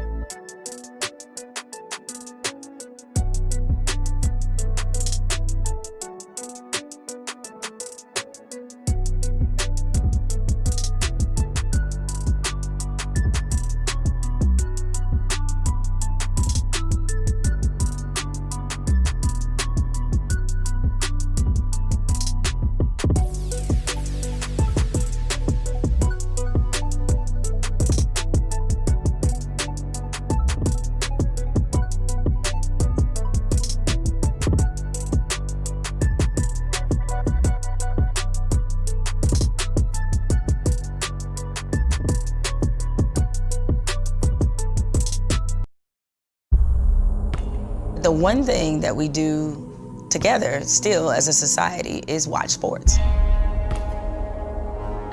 The NBA just feels much more like the world we want to be. Hey, you ready? You grab that right there. What they gonna do? There ain't no way they gonna stop me. I'm gonna lead the league in scoring every year. All of a sudden, now y'all gonna put a zone in. I didn't give a fuck. You need that unapologetic attitude on the court. It's great for the business. It's great for entertainment. MJ was the guy that took what Magic did to another level. It's like we had won a championship or something. People that like seeing that. Being able to tell NBA players what to do, those days are done. You supposed to be the GOAT. Yeah, I'm talking to you, LeBron. Sorry, bro. I knew he should have kept it at 2.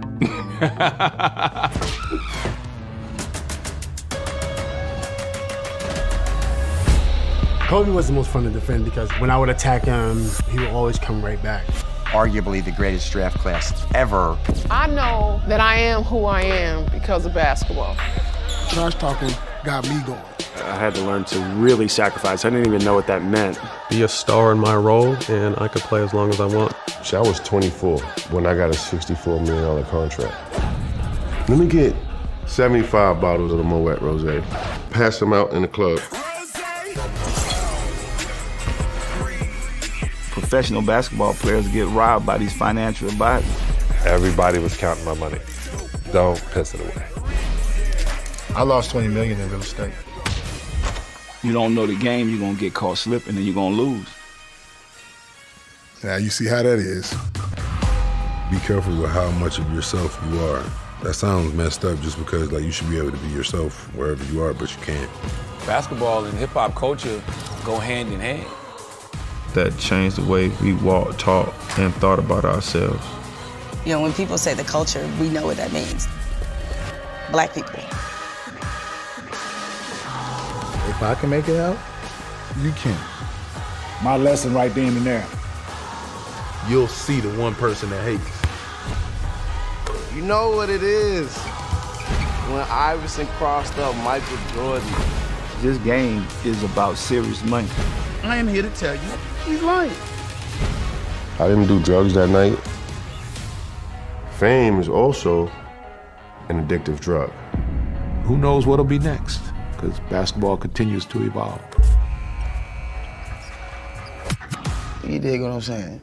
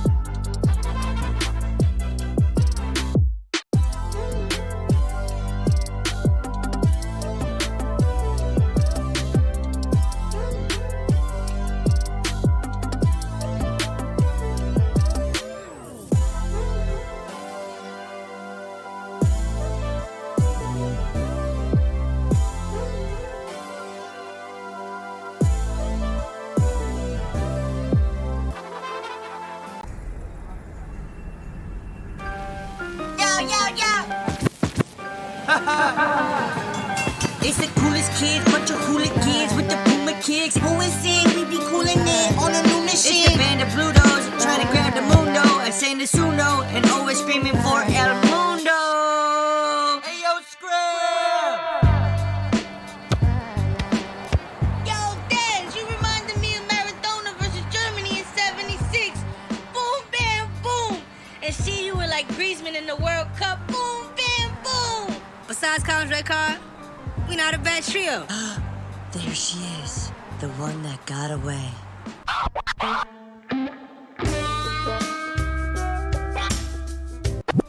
More like the one you never even talked to. More like the one I will talk to for the rest of my life. I cannot wait till y'all get married, man. I'm gonna be dancing with all of Jennifer's friends like You got a better chance of dancing with Olympic gold medal winning Russian superstar figure skater Alina Zagitova. So smooth, so fluid. Alina Zag. Bésame un poquito. Besa, besa, besa. Bésame un ratito.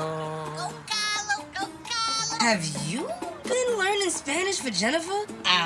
The language of love. That's impressive.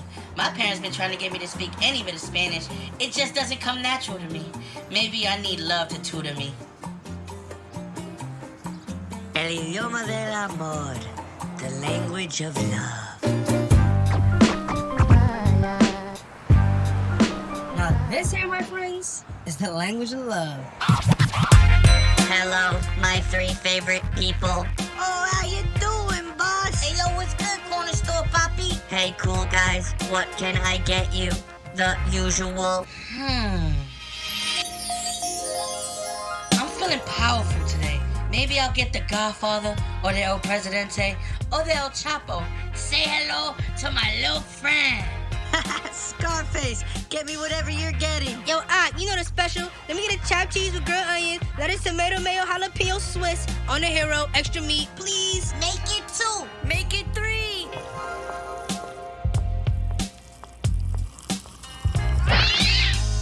My bad, little guy. Nah, watch where the you going, you piece of shit. Stupid carrot top looking Dumbo, left foot, right foot. Bozo, out of here, yo.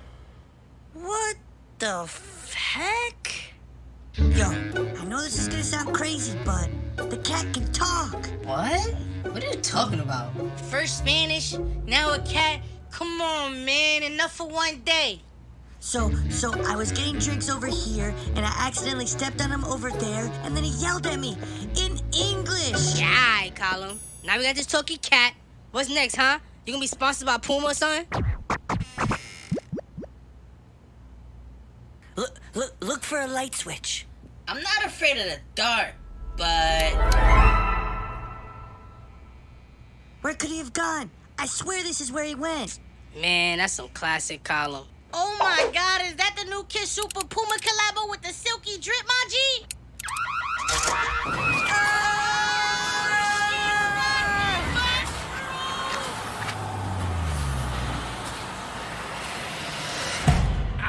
Get off me, son. I dropped all the heroes, every one of them. Shh. Stepping on my tail? Oh, me, I can't even tell. Listen, I can't even tell what it would have done to that knockoff Willy Wonka.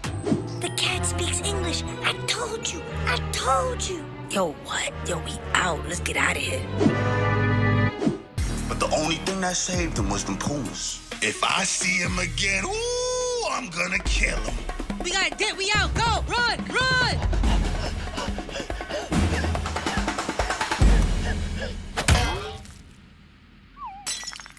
Hey, who goes there? Who could that be? You can't find us here. You can't see my work. This can't be jeopardized. Run.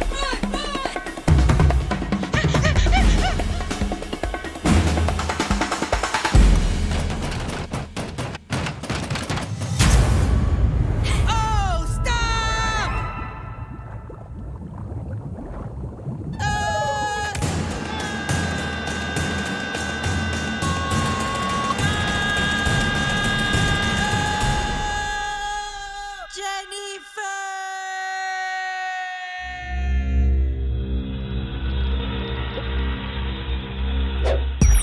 What do we do?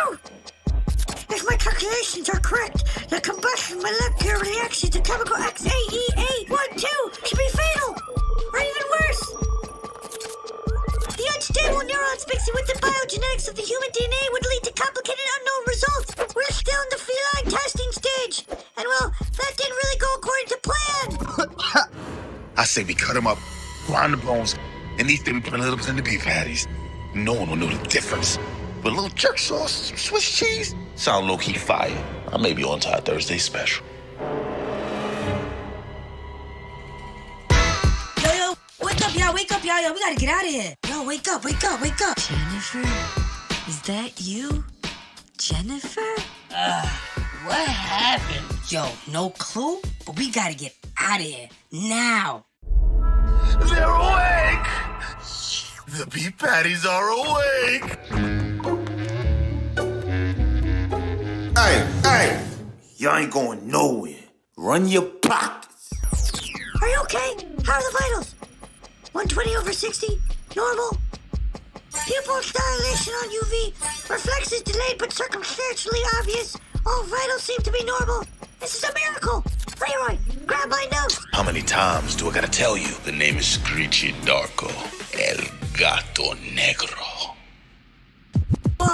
Whoa. This is a simple case of wrong time, very wrong place. We didn't mean to come into your dungeon of doom or fall into your Mountain Dew of doom. Yo, we are so sorry for disturbing y'all, and now we will leave in peace. No. I need to run more tests. This is a scientific breakthrough. You should be what? No longer with us. Wait, aren't you in my gym class? What? Aren't you in my 4th period gym class with Mr. Levitica? Ali, right?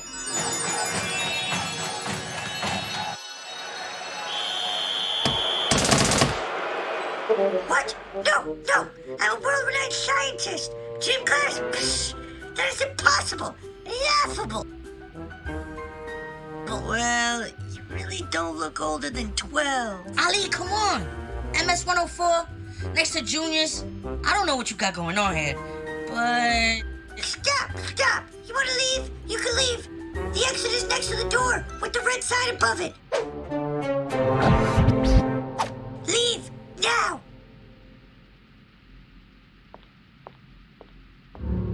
You sure, Doc? I was thinking we sent him to the cage or the deep hole. Get the lotion on the skin. Bang, bang. You talking to me? They can't know it's me. They can't handle the truth. Leroy, get my notes. We need to figure this out. Non-violently. It's Screechy Darko the Dawn, you dig? If it makes y'all feel better, he's really not that good at dodgeball.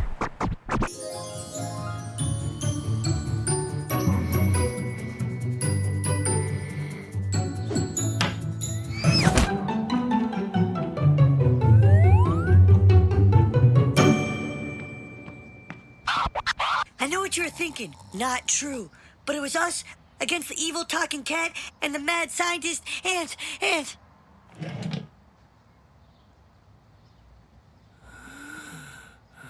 Is that true?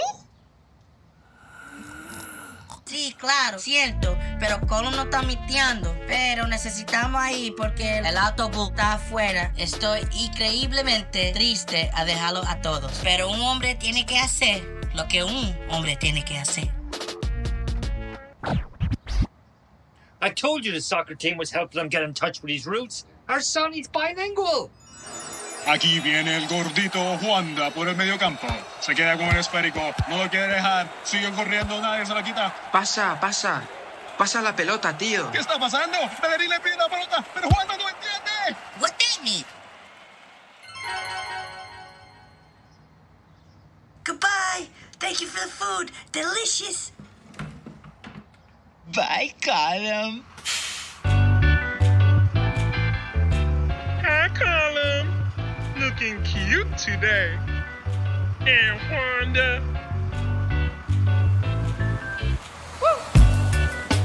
Hey, yo, did you do the math homework for 4th period? I was a little busy last night cleaning off the goo off of my clothes. Maybe Evgeny did it. I'm pretty sure he won the Russian Math Olympics before coming here. I'd bet on him. Well, you know I didn't do the homework since last night was kinda... Yevgeny. Dožel stil de mašni zildenja. Pa mačike, ta ispisat, ja pratrus drugrojat. What in the Tolstoy?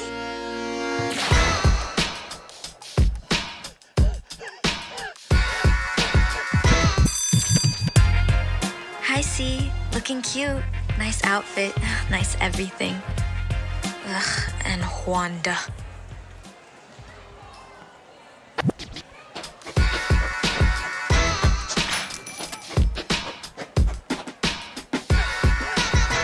Yo, Dez, where you been at all day? Yeah, you don't look so hot. You good? Yo, man, something's up. Yo, we gotta find that kid. That kid with the cat. Yo, dweeb, where you going? Hey, yo, get lost, Tyler. Yeah, Tyler, get out of here. Yeah, Tyler, go step in a puddle. Nah, it's Lil Tekka, and I'm a Virgo.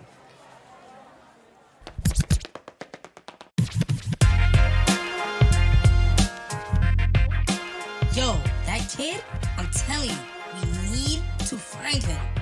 Ali, he wasn't even in gym class today. And, well, we lost a lot of heart out there.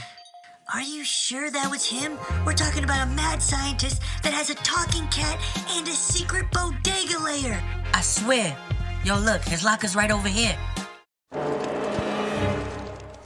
He's right there. I told y'all.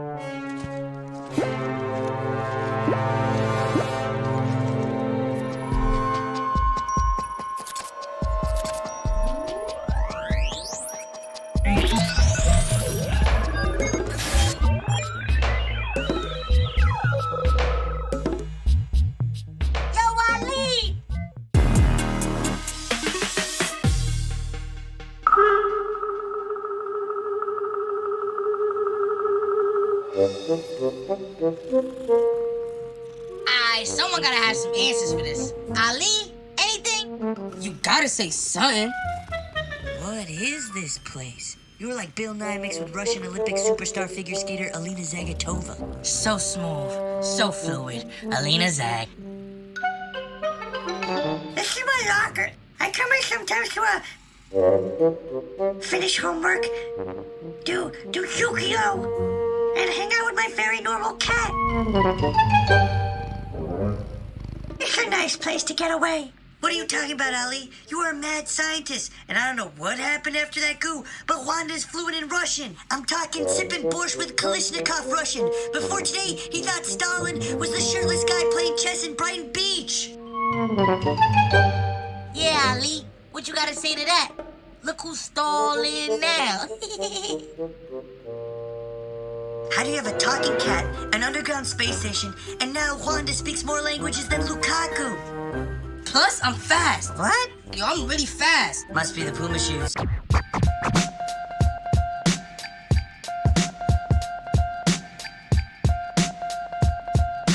You're all wearing Puma shoes. Swag lords. Then it must be the Kid Super X Puma shoes. You're all wearing Kid Super... Oh, yeah, we are.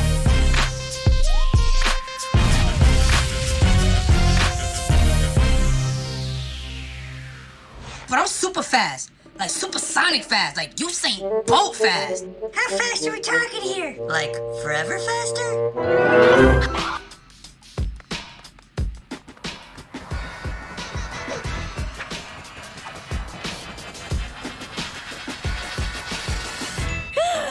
Leroy, grab my notes!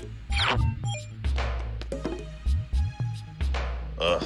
Get the notes. Get the notes. Let me get this straight. You have an increased molecular activity allowing your movements to be enhanced at an exponential rate. You are an overnight hyper-polyglot. A what? The ability to speak many languages. And you, what is your power? I would say the gift of gab or friendship. Not too bad on the soccer field. Some people have called me quite creative, an outside-the-box thinker. No signs of increased extraordinary abilities. The chemical XAEA12 seems to be reacting at random. Okay. I was working on this chemical for, and it wasn't fully perfected. Okay, I need your help. Speedy, take this.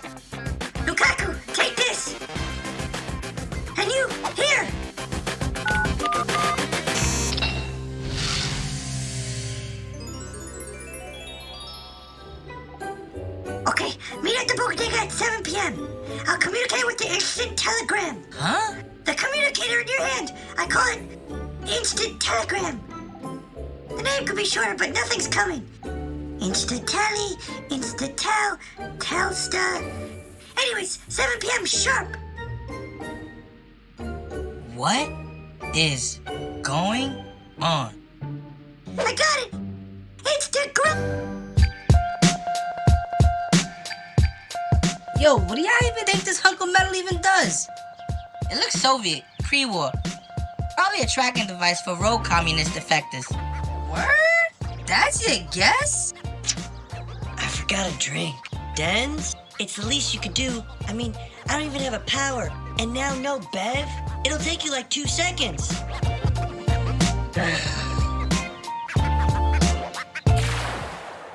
Yo, Wanda, you think you could talk to that squirrel? Wow, that'd be amazing. Let me try. Hey, little squirrely. How's your little squirrely day going? Just squirrelying around? How's that? What? That was in English. And how is that your go-to? Try again. Squeak, squeak, squeak. Squeak, squeak, squeak. Squeak, squeak these nuts. Oh, squeak, squeak, squeak. Squeak, squeak, squeak. Freak, yeah, they're delicious. Just ask your mom. Or your dad. No way! What is he saying? You can speak to animals! Tigers, lions, pigeons? Man, pigeons! Yo, we mad late. He said 7 p.m. sharp. We gotta go, bro. We gotta go. Damn, it's 6:55. We're not gonna make it. Dens, Wanda can speak to animals. He and that squirrel just had a conversation. What? I ain't gonna lie, that's kinda ill. Yo, hold on, this thing is shaking. Yeah, that conversation was over. But good talk, Mr. Squirrel. Did he just flip you off? Does that mean buying squirrel? Yeah, of course it does. I bet, look, y'all get your cab. I'm gonna run there cause you know, super speed. I'm gonna make sure everything is smooth. Wanda, I want you to try and figure out the instant telly. And Colin, just stick out your thumb. Excellent, guys. Go team. We are the Power Rangers. Yeah, that's probably not gonna work. We'll come up with something. Go team, go. All right, cool. See y'all in 10. Go team! Colin, what are you doing? I'm saying bye to all the squirrels before we leave. You gotta be polite.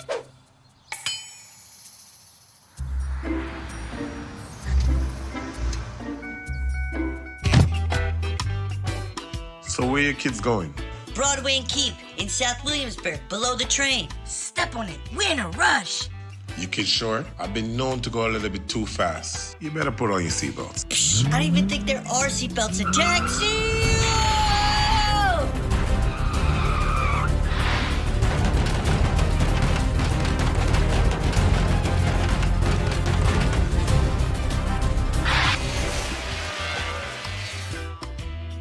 Holy Schumacher, a couple close turns and you're spinning like you're Usain Bolt or something. I am Usain Bolt. Yeah, right. And I'm Kid Super. Hey, Wanda, how common of a name is Usain Bolt? Psh, sounds fake to me. Sounds more like a superhero name. So, Usain Lightning Bolt. Why are you driving a New York City cat? Well, to be honest, a lot of the times when I'm running, it's just for me alone. Me against me. I just wanted to be going fast with people. I wanted people to feel the way I feel. There's the glory, the honor, the respect, but there's nothing like going 27.8 miles per hour with the wind against your face.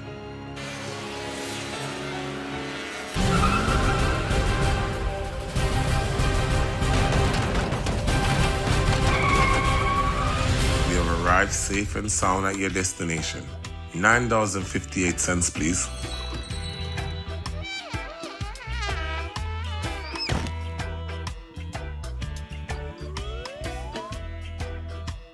If you really are Usain Bolt, is it true you ate chicken nuggets before breaking the world record for fastest man ever? With barbecue sauce on the side.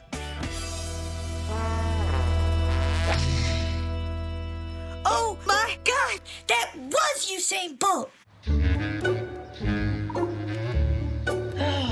I thought the KID supermarket was actually never closed. I'm not sure, but we aren't that late. Well, come on, talk to him. Ask him if he's seen anything.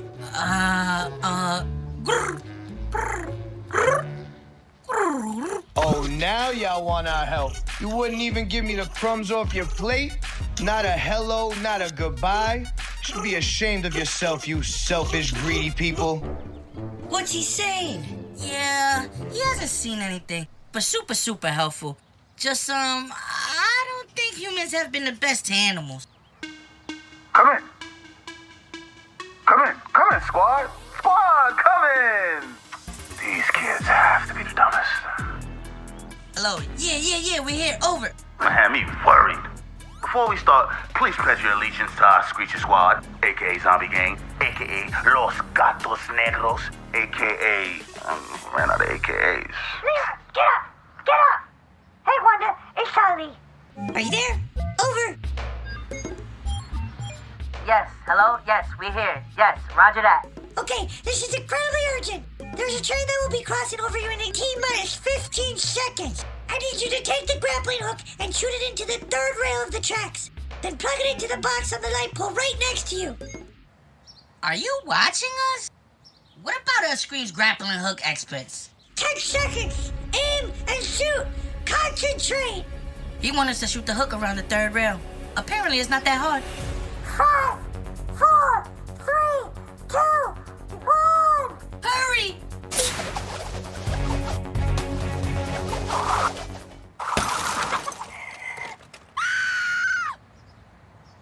So the device is malfunctioning. It must be the wiring or something.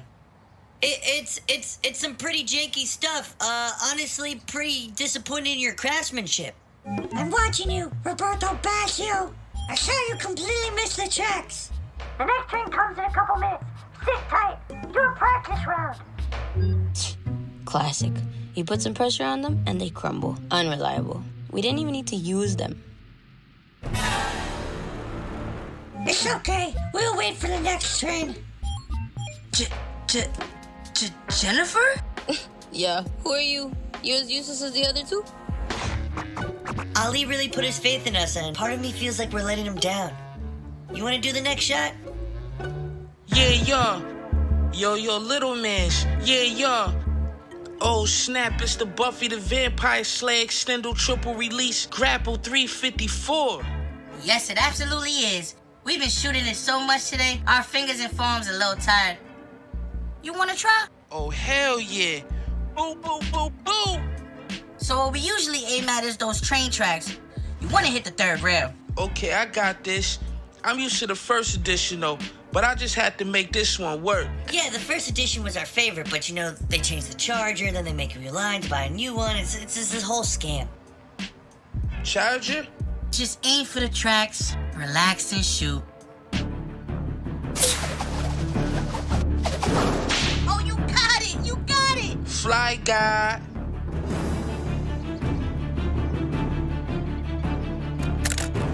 I hear the train's coming. Ali, come in! Yes, I'm here, over. Eagle has landed. I repeat, the Eagle has landed. The Falcon has arrived. The Geese has laid the egg. The gun grapple thing 360 is on the third rail plugged in, and the train's about to be here. Okay, we're ready. Jennifer, check. Boosters in place, OBD stabilized, starting automatic ground launch sequencer. Ready when you are.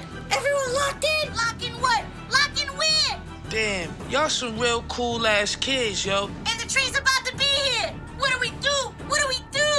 Lock in.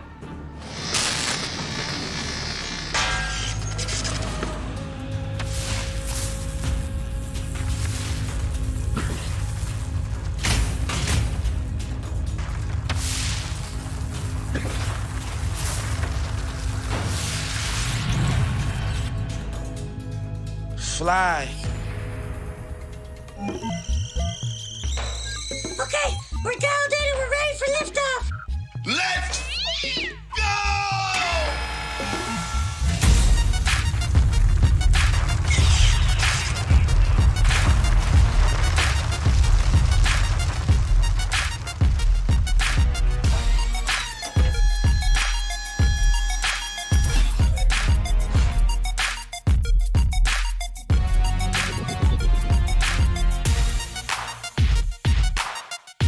Boom, boom, boom, boom, boom.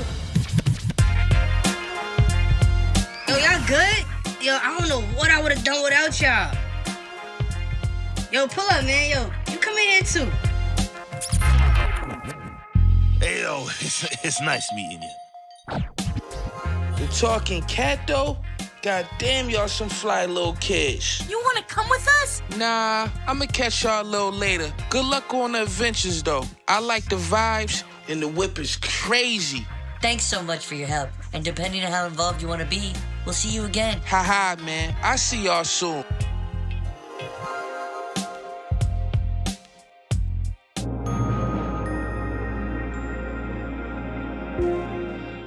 Get in! We have to go! We can't be outside like this for so long! Is that who I think it is? Shh, just act cool. We gotta go, come on.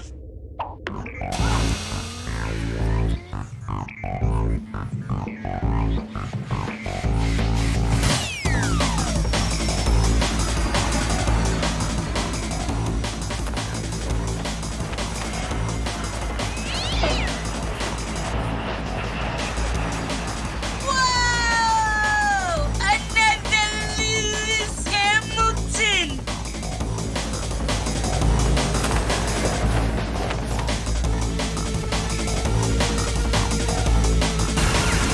We're back, baby! We're back in town! Look at this team we got! I can't believe we did it! It's working, baby! It's working!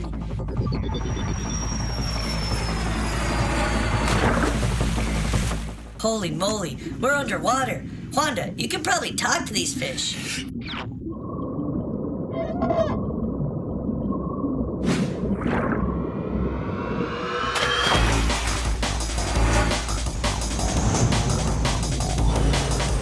Genius, super speed, multilingual, and you, my friend, you have the power of attraction. Attraction? And that's a power? Yes, it's very obvious. Look how Leroy lays on you and on no one else. Everyone has been super nice to you. How have you not noticed?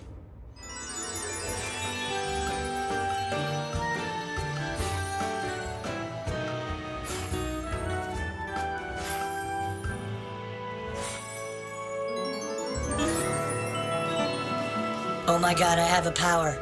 Oh my god, my power is love? Hey, Jennifer, why is Puma my favorite brand? Why? Because without the P, it's all about you, Ma. Oh yeah, it doesn't work on her. Hey, yo, Scrap!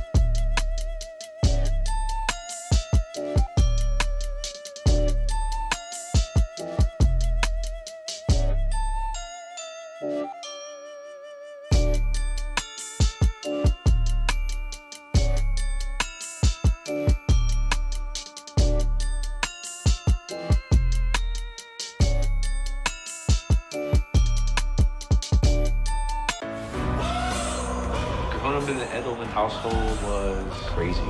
Depression, anxiety, those were things I had. I had haters before, I just got more now. Legalizing sports gambling, might as well legalize cocaine and crystal meth. So many people wanted Sonny dead. Question is, who got to him first?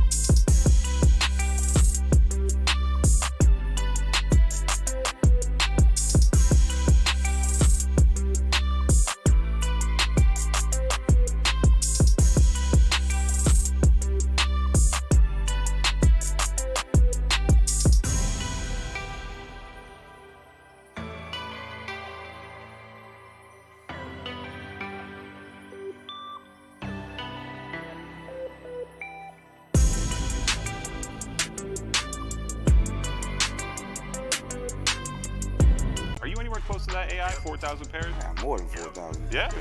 Yeah? So having 4,000 pairs of sneakers, that ain't shit. No. How many pairs do you think you have in the collection?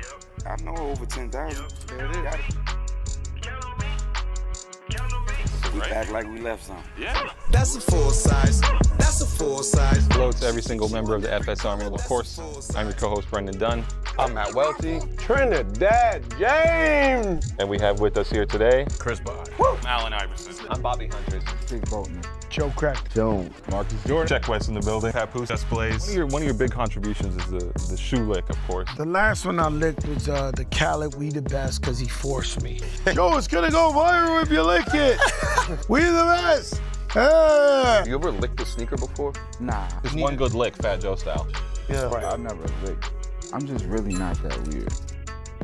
Crazy when people hitting you up though, when like your friends know that the shoes came in. Like, what's your phone situation? Oh my God, bro, you think you got me do this? Think you got me do that? Yeah, but no. Gentlemen, let's talk sneaker news. There's some elite runners who are upset, basically saying they think that Nike's Vaporfly shoe creates an unfair advantage. Kanye West was seen trying on a pair of Air Max 720 ISPA Nike sneakers. Next piece of sneaker news we want to talk about is the Travis Scott Nike SB Dunk Low. We also do a segment called Drip, Flip, or Skip. Drip being it looks good. Flip being I'm straight, I'll resell it. And skip being, we don't fuck with it at all. Is this a drip, flip, or skip? You know what I'm saying? I might pull that back out. When it comes to Shaq West outfits. Yeah, I be balling, man. You can call me LeBron James. We have to have you stop performing because we can't pay you for that. LeBron James. G don't get you to non-will. You know what I mean? Oh, no. Oh, it's a Just Blazer. Hold up, this is... Oh, look at this nice. This is a drip, flip, or skip. And that was a drip. Okay, hey. Thank you for watching. This has been another episode of Full Size Run. That's a full size. By 6.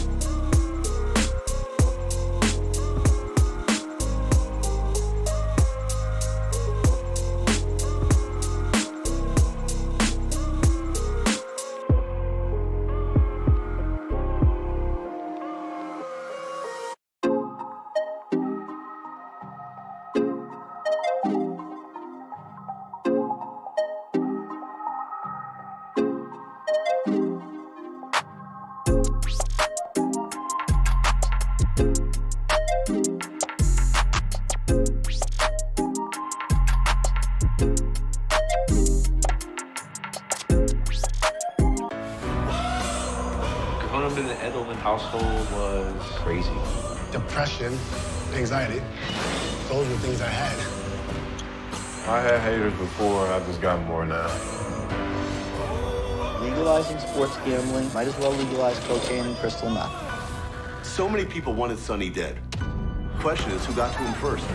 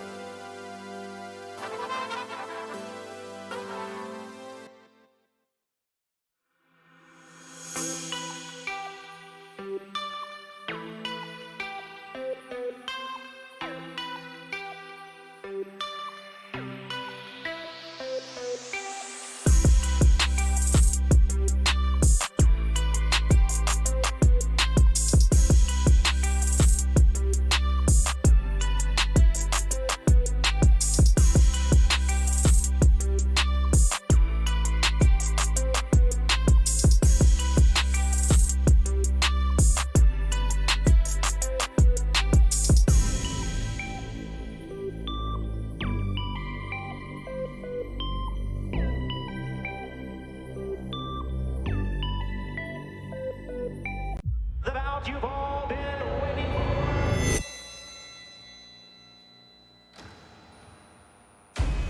Pick yourself up and dust yourself down. Open up your eyes and take a look around. I'm standing on the edge, not afraid to look down. Life is a fight.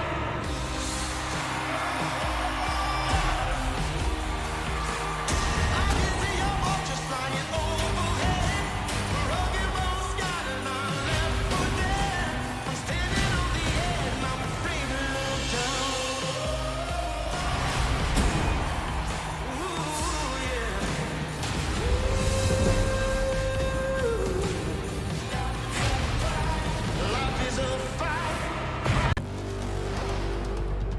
I'll show you the jungle. We're gonna enjoy every minute of it. Got secrets I can never tell anyone. I love your father.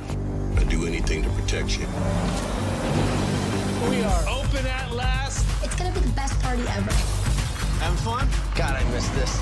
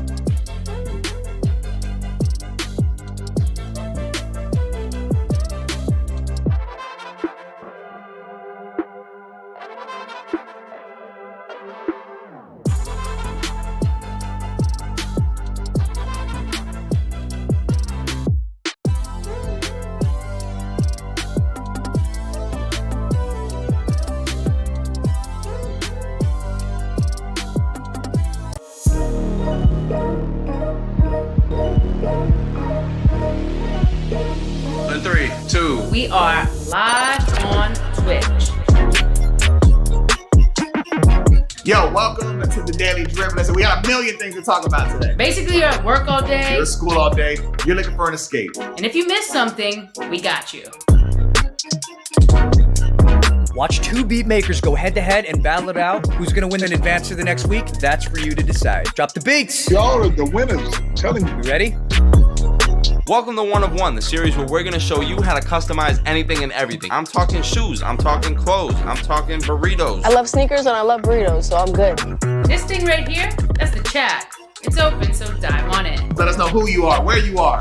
Listen, we're going live. Don't want to miss a show? All you gotta do is hit that follow button so you know every time we're going live. Tune in.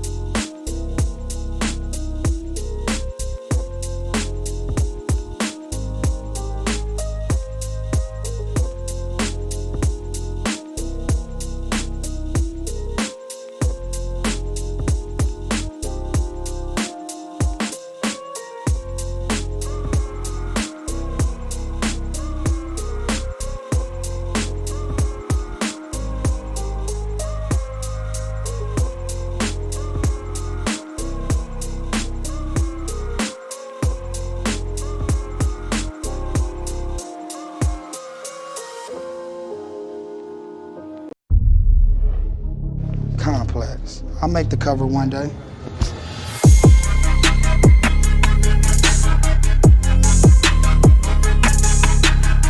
What's going on, guys? For Complex News. For Complex News. For Complex News. For Complex News. All right, y'all ready? Let's go. Do you think you can show me a few moves? Sure. 1, 2, 3, boom. That should be the thumbnail. It should be that Spider-Man thing. Like, what the fuck? No President Trump shit, elegant thug shit. Yeah, left on parole, getting heroin plugged in. What was it like kind of watching this whole thing? Drake and I ain't never had no issues. I don't have no real motive. You did. There was rumors that you snuffed him in the club. Why would you think that way? Would you think Will Smith would do that? What has President Trump done well? I'd have to give it a little more thought. Yeah, it seemed a bit tough for you to answer that. Yeah. Oh shit, Drake and Pusha T. You know, we seen this one in real life though, y'all know that, right? Oh shit. I fuck with Jay-Z, I respect Jay-Z, but like as of right now, I had to go with Benny.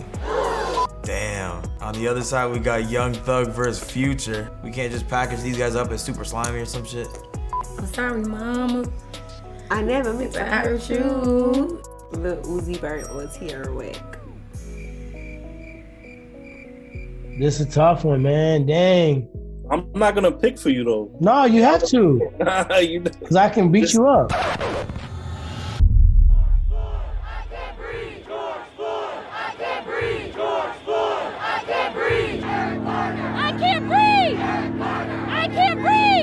This is 300 years in the making, 400 years in the making. There's people angry that have been oppressed, they've been hurt. This has been boiling under the surface for a long time, like a volcano waiting to erupt. It's completely unnecessary. No, it's a peaceful protest. It doesn't need to go that far. I don't want any problems. Should we stand in our car? I don't want anything. What you see today is not only a citywide, this is happening all over the nation. It's a nationwide crime. Outside of this unprecedented racial movement, we're also amidst the pandemic. The passion for social change and social justice kind of drives fear out. Even young people aren't protected anymore. And it could be you on that bed.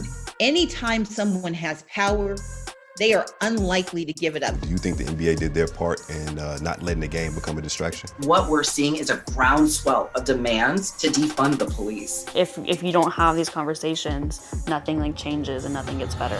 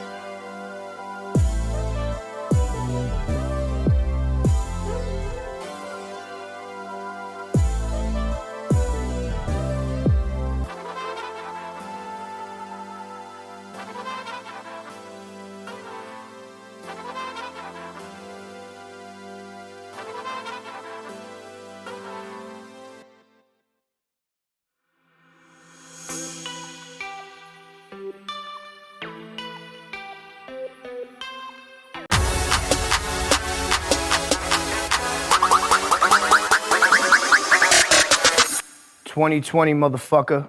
I'm back. This is a vibe. Yeah. This is the ultimate. You know, I just came in the slides and I figured I would find something here. This is your weatherman, Jim Jones, your meteorologist for today to bring you your drip report. We'd be a good pub trivia team.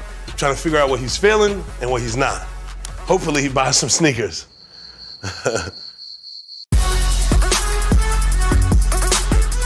It's not about loosening up, right? It's about lacing up. We want to use these platforms to make the world a better place. Ooh, I remember those. That's the ant with the.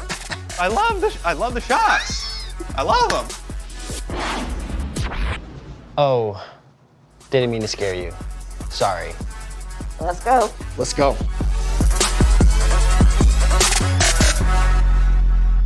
But it's not finished yet.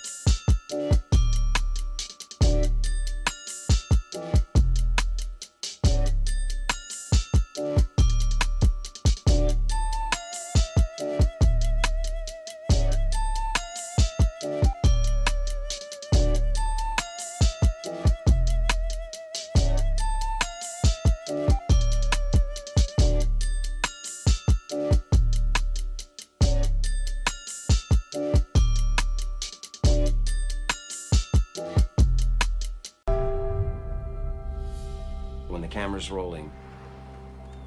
I like the danger in it. The heart pounds. It defies logic.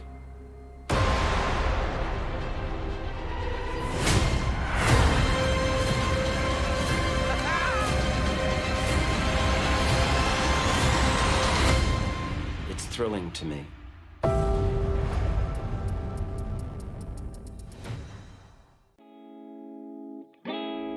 Yo, what's up, ComplexLand? I go by the name of Blast. Let me take you to my world one time. Let's go. What the hook gon' be? I don't need no fucking hook on this beat. Only singing niggas still good on these streets. Ghetto foreign whippin' still pushing on it. I came a long way from nights we didn't eat. Came a long way from 75th Street. Candy house trapping, I need everything sweet. But I can't say what happened on the back of them streets. Ayy, fast forward cracking, but the package ain't cheap. I know my true to pride, what I became to be. I had to really pay the cost, I never waived the fee. Now it's everything designer with my hanger be. I just really want the money for the fame to me. Guess it come with it, it really ain't no thing to me. Now they loving it, I'm really finna flame the streets. I'm forever humble for every road they pay for me. Not a big bag on me, no big homies, no cosign, just the Eagle gang only. Beat on my brother, won't forget what you told me. 6-tape, mixtape, but classic facts only. They want us to double back, wouldn't be surprised if part 2 got a fucking plaque. Cause we them guys and we the truth and we brought it back. It's West Side till I die, hope you quoting that, yeah. Ain't no holding back, giving out sauce. Gotta go dolo, but it's no love lost. No middleman and what the whole plug cost. We pandemic dealing, me and Vic, young bosses. Lessons ain't losses. Blessings on blessings on blessings keep falling. Labels keep calling. Call what they talking about. Cause if it ain't some tickets, then we walking out. If it ain't some tickets, then we walking out. What the hook gon' be? Yeah, I don't need no fucking hook on this beat. Ay. Only singing niggas still good on these. Ghetto foreign whippin' still pushing on it. I came a long way from nights we didn't eat. Came a long way from 75th Street. Candy house trapping, I need everything sweet. But I can't say what happened on the back of them streets. Ay, forever humble, ever humble.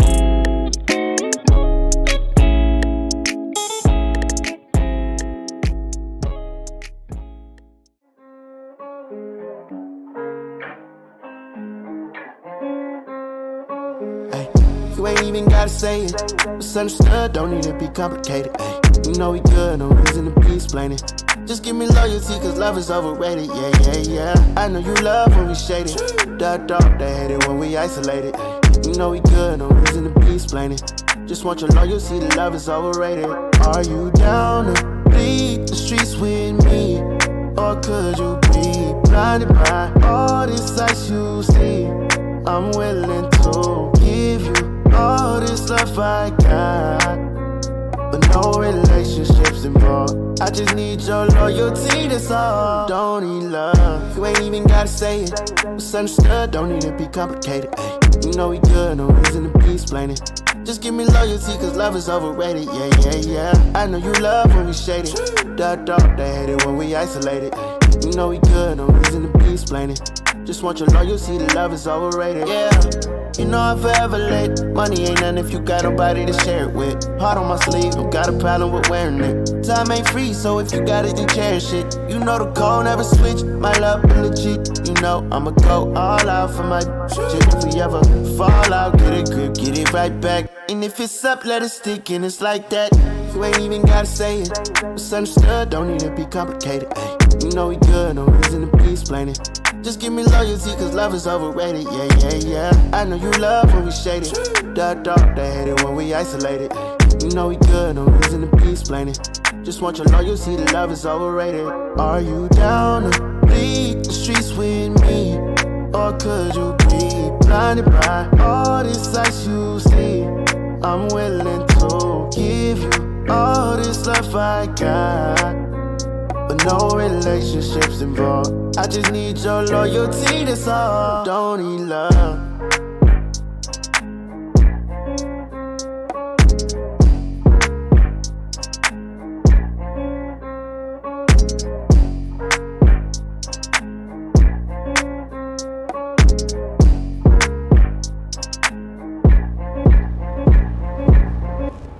ComplexLand, I go by the name of Blast. Thank you for having me. No Love Lost Deluxe out right now. Go get that. Where's he walking to? Yo, like, where the fuck you going?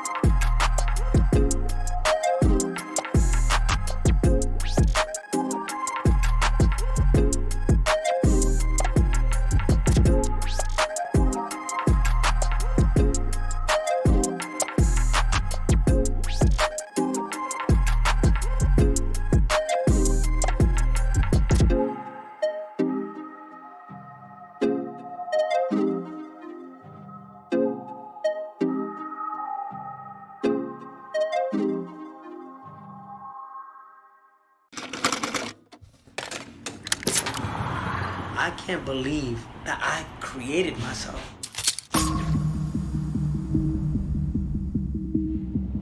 Danny created Tekashi 6ix9ine the way he wanted to be viewed. In the world we live in, nice guys don't go anywhere. I'll build my own fucking world. I want my world to look like it's on fire. I'm destroying anything that's in my way.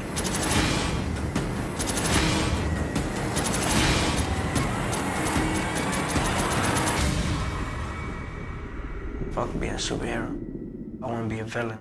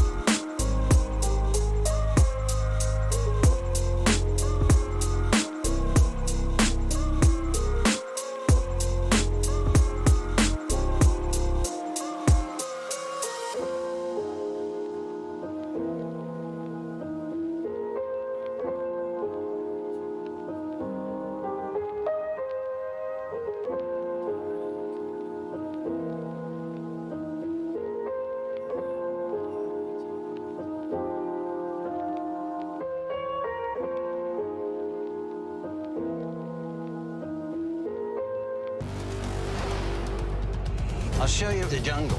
We're gonna enjoy every minute of it. Got secrets I can never tell anyone. I love your father. I'd do anything to protect you. We are open at last. It's gonna be the best party ever. Having fun? God, I missed this.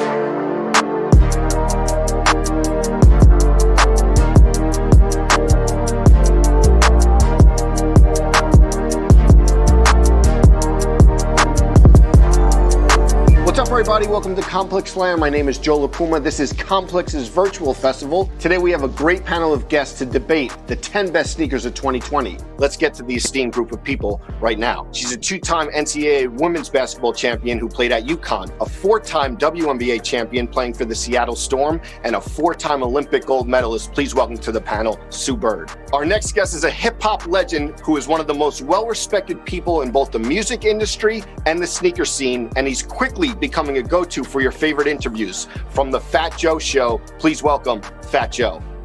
What's up, y'all? What's up, y'all? When it comes to this next person's collection, there's not many people in hip-hop, both new and old, who could rival it. He's a multi-platinum hitmaker and constant sneaker grail hunter. Please welcome our friend, Lil Yachty.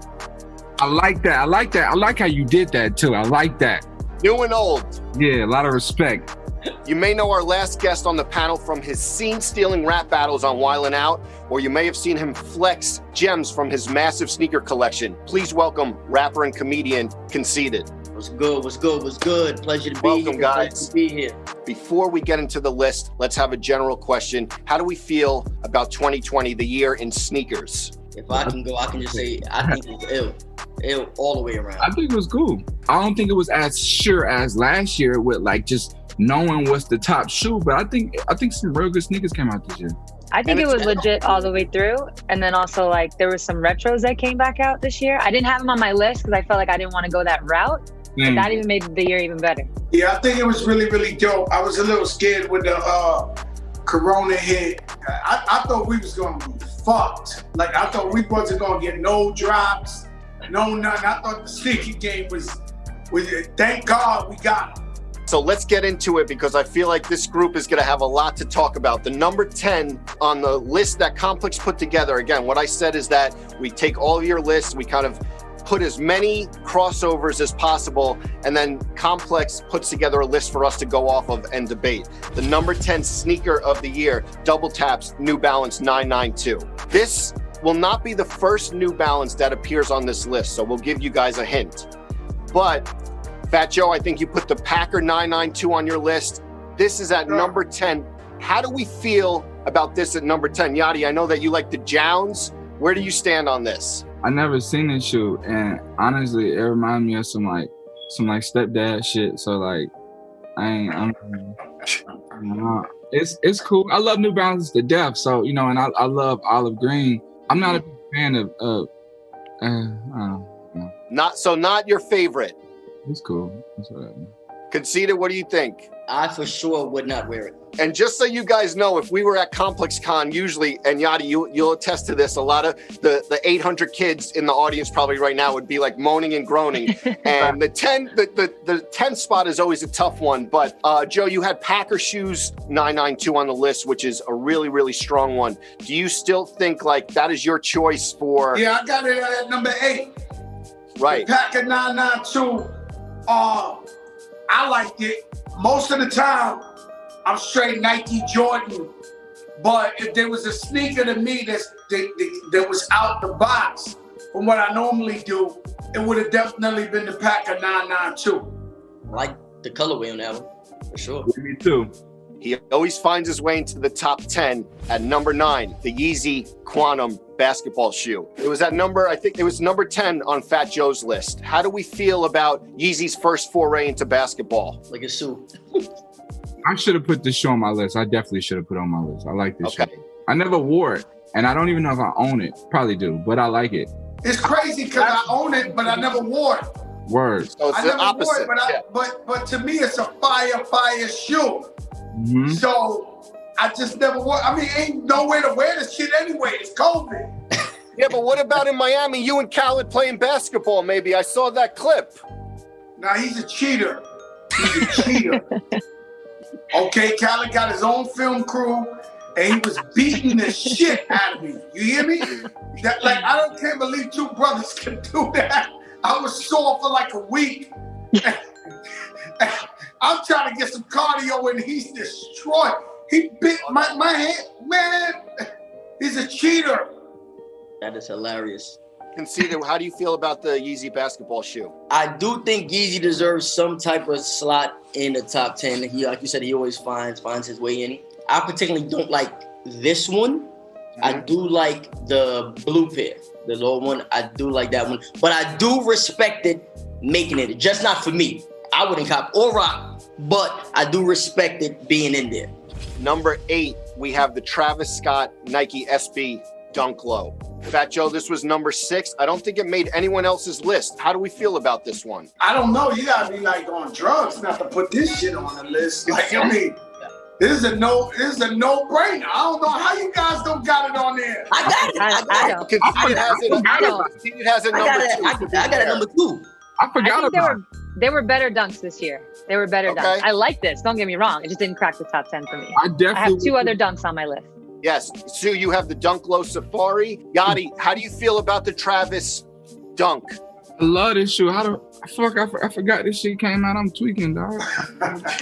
You didn't have it on your joint? Yeah, I don't. I ain't gonna lie. My list kind of weird. I got an awkward list. My list is a weirdo list.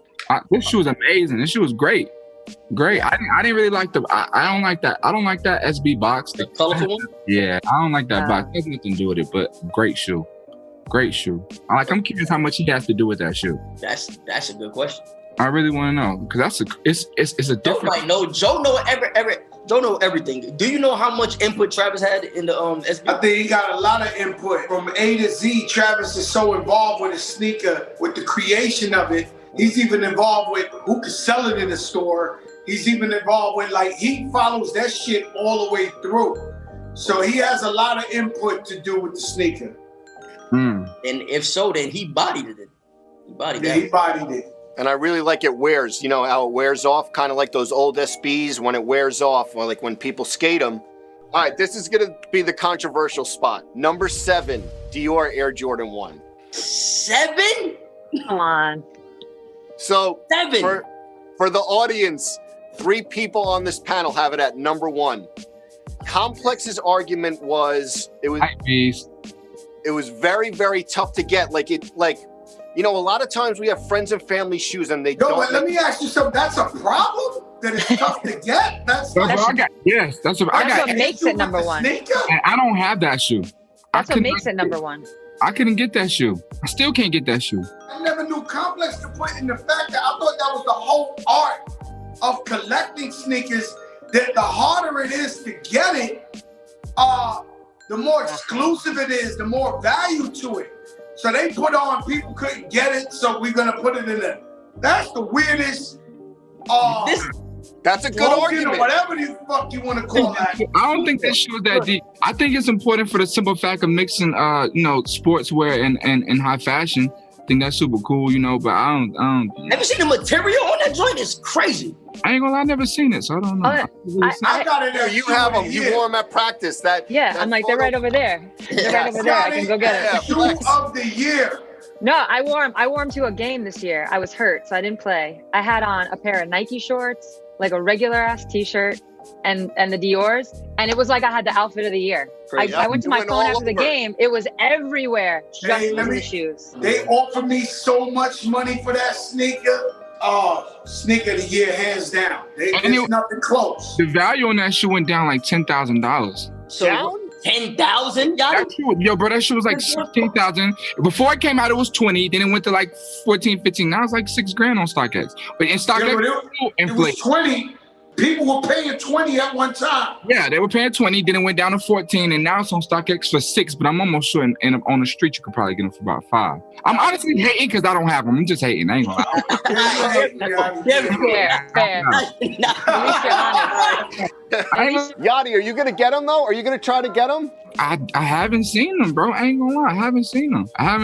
A kid one time had the lows, but I don't want the lows. I want the high top pair. I'm gonna tell you some real shit. I seen a friendship of 20 years almost break up over this sneaker. So one of my friends was really putting pressure on one of my friends to find them for him, right? So my man said, yo, if you're gonna wear it, I'll pull every favor in the world to get it for you. You're my brother. If you're gonna sell it, I'm not gonna get it for you because I can sell it myself. Nah. He went, got it from my man. My man turned around and sold it for 20 grand. And they still arguing. Damn. Like for 4 months already. It's like, yo, that sneaker was incredible, man. I just don't understand, Yachty. How did it not make your list at all, son? That's I don't got it, nigga. Because you don't got it. You can't put it on there? I swear to God, honestly, I never seen it in person, so I really don't know. Like, okay, all right. Well, I'm starting. Hey, yo, Joe, I'm starting to get Complex. Is starting to give me Grammy vibes. Listen, Complex starting to give me Grammy vibes right now. Nah, I don't know, man. I don't know if I want to attend the award ceremony. I don't know, man. There's one at number 4 that's going to be a little contentious too, but we'll get back to the Dior once we get to the top of the list. Sue, did you have any other closing thoughts on the Dior Jordan 1 though? I mean, I think I said it. I did have that. I had a Mark Kaiser shirt. Other than that, Nike, but the Dior's. And it blew up. So we went from a controversial kind of slot to one that I think is kind of like a fastball down the middle. Number 6, Off-White Air Jordan 4. This is on Yachty's list. It's on Sue's list. Fat Joe's list. Conceded. I think you wore them. I don't know. Is it on your list? Yeah, I wore them, but no. I did not put it on my list. I was going to, but I put something else instead. So, but yes, I'm not mad at that, and I definitely think they should be on there. So that's cool. How do we feel about this one, guys? Chime in. You know, it's like he has a knack for just twisting a little bit, and the shoe being so widely, universally loved, like this 4. I was gonna say I love it because it's a woman's shoe, so it's for a woman. He hooked it up in that way. Like you said, he just has a way about him. But the colors, or the color, I like how it's just kind of monotone like that. I really like that it came out in women's sizes first, and for usually it's the opposite, and the men had to scramble to get their sizes. So that I was just gonna say, I'm sure so many people got fucked up the same way I've gotten fucked up so many times ordering a woman's size and it's a men's shoe. I ain't gonna lie, I think this shoe is perfect. I think it's a perfect shoe. Like I think the color scheme, the way that how he used the different material on certain parts, like on the heel. I think it's a perfect shoe. I got 2 pair I never worn because I'm the type of dude when my mindset up when everybody wearing a shoe, I can't wear it yet. I gotta wait till everyone's get dirty, then I'm gonna pop them out. But I love my joints like 5 times when I got them. Word. Because look, usually I like to wear like more loud colors, joints with mad different colors, and I wouldn't even normally like something that just straight nude. But this joint was crazy. I cannot lie. It didn't make my list, but it's crazy. This was a no-brainer for me, and actually, it came in girl sizes and lady sizes, and Callie had a pair because he could fit them, and I was mad as hell looking at the feet, like dumb tight, like what? I couldn't find it in my size, and I'm gonna be honest with you, I still don't have it in my size. Damn. This shoe was fire. I bought it for my daughter, my wife. But I just couldn't find it in my size. Didn't they do extended sizing, right? Yeah, but like 13 and a half, you're getting up there. It's tough, you know? Yeah, I couldn't find it. The next sneaker is another one that, and just so you guys know, I'm hosting it. I love Complex. I'm Complex through and through. But there's a bunch of other people that come up with this list. So I'm just don't kill the messenger. What's this gonna be? What's this gonna be? Hold it out there. No, all of you know you were all on full size run. Megan just did full size run. So there's a whole other crew. But they sent me out here to host this. So just so you know, Welty and Dunn and everyone else in the Slack. The number 5 sneaker of the year, the Adidas Yeezy Foam Runner. Come on, y'all. See, now y'all Gotti, playing. you like it? Yo, I wear this shoe every day. I ain't put on my list. I didn't think it was considered a sneaker, but I got them sitting right here next to me. I wear them every fucking day. I didn't think it was considered a sneaker. I thought it was a slipper. So it's like his answer to Crocs, which functionally is very valuable. The Complex Sneaker Slack, the Slack, they all voted for this number 5. I think it's too high. I think it should be up 8, 9-ish, but I love that shoe. That should be replaced with the Dior Jordans. How about that, I think? Wow. Yachty, peace out. Yo. No, I'm saying like the Jordan should be at this number, and then you can move that number up. All right. Yeah, I'm saying like the Dior Jordan's too low. Okay. I mean, well, like I said, does this really constitute, like, count as a sneaker? Like, I know you said this is the answer to Croc. I mean, but would Croc be a sneaker? Right. It's a good question. I fucking hate Crocs. Okay. Despise. Vomit. Disgusted. Joe, what about this design? Do you like the design at all, even for what it's worth? Obviously, you can't. Yeah, I like the design for what it's worth. No doubt about it. And it's comfortable as fuck. If we compare Crocs, like, I guess this is answer to Nah, I don't fuck with Crocs for nothing. Got it. So what do you feel about these? No, I said I like them. I said, you know. You fuck with these? Yeah, I fuck with them. You wear them? Maybe I'm crazy, but I never looked at them like Crocs. Would you wear them? Yes. Yeah, they hard. And Yachty, you said you wear them like every day? Yo, bro, they sitting right here. Yo, I wear them every fucking day. It's the most comfortable fucking piece of foam. Shit, I don't even know. And I'm still trying. I wear them every day, and I still don't even really know how to fucking wear them. Okay. yeah. You look, they're worn. Oh no, they extra one. They comfortable as hell. He got that comfortability shit. Adidas got comfortability down pat. That's a fact. I'm waiting for the black pair, and then I'm gonna give him a try. Number 4 sneaker. You know, I said that it wouldn't be the last time you saw New Balance on this list. This was a real standout. All-Star Weekend. You think of Chicago, you think of Jordan City and Jordan Brand. Number 4 sneaker of the year that we have, the Joe Freshgoods 992. Woo! That was on my list. It shared. I mean, see, because I was trying to be, politically correct and add other joints in there. So I let this one share a spot. All right, it shared the spot with the Kith joint and the Amy Leon Dore joint. But this was the better of all of them. This was my favorite one out of the 3. This definitely should have made it. I had this at what? What did I have that at, Joy? Like you number had 6? This at 1, 2, 3, 5. 5, yeah, fire. Yeah, sure. I got this shoe too. He sent me this shoe. I was really happy. I was really pleased. It's a real good shoe. I haven't worn it yet because it's a lot of colors, but it's a real good shoe. Joe, you had the Packer on your list. How do you feel about this Joe Freshgoods? It was a great toss up, but I'm gonna tell you what I bought 10 pair of while I was in All-Star Weekend. Okay. All right. The side on the back. Yeah. I couldn't take it. I went to every store in Chicago. I bought off the resellers. I couldn't take it. Like, I needed this. Crack, I got a question for you now, man. Yes. Which joints do you like better? Those or the Callens? Or the red Callens that you got? These are the red, of course the red Callens. Okay. You can't compare them both. But I'm just saying, when I seen these, it blew my mind, bro. So I had to get them from everywhere out there and they was all retail price. It wasn't like, you know what I'm saying? It was affordable. So I had to clean house out there. I was looking at everybody's feet. I had them on my feet and I was still mad other people had them on their feet. Like, I was just like, this was one, maybe I'm confused, but this is one that I know if we bust that out 10 years from now, motherfuckers gonna look at you like you a Martian. Yeah.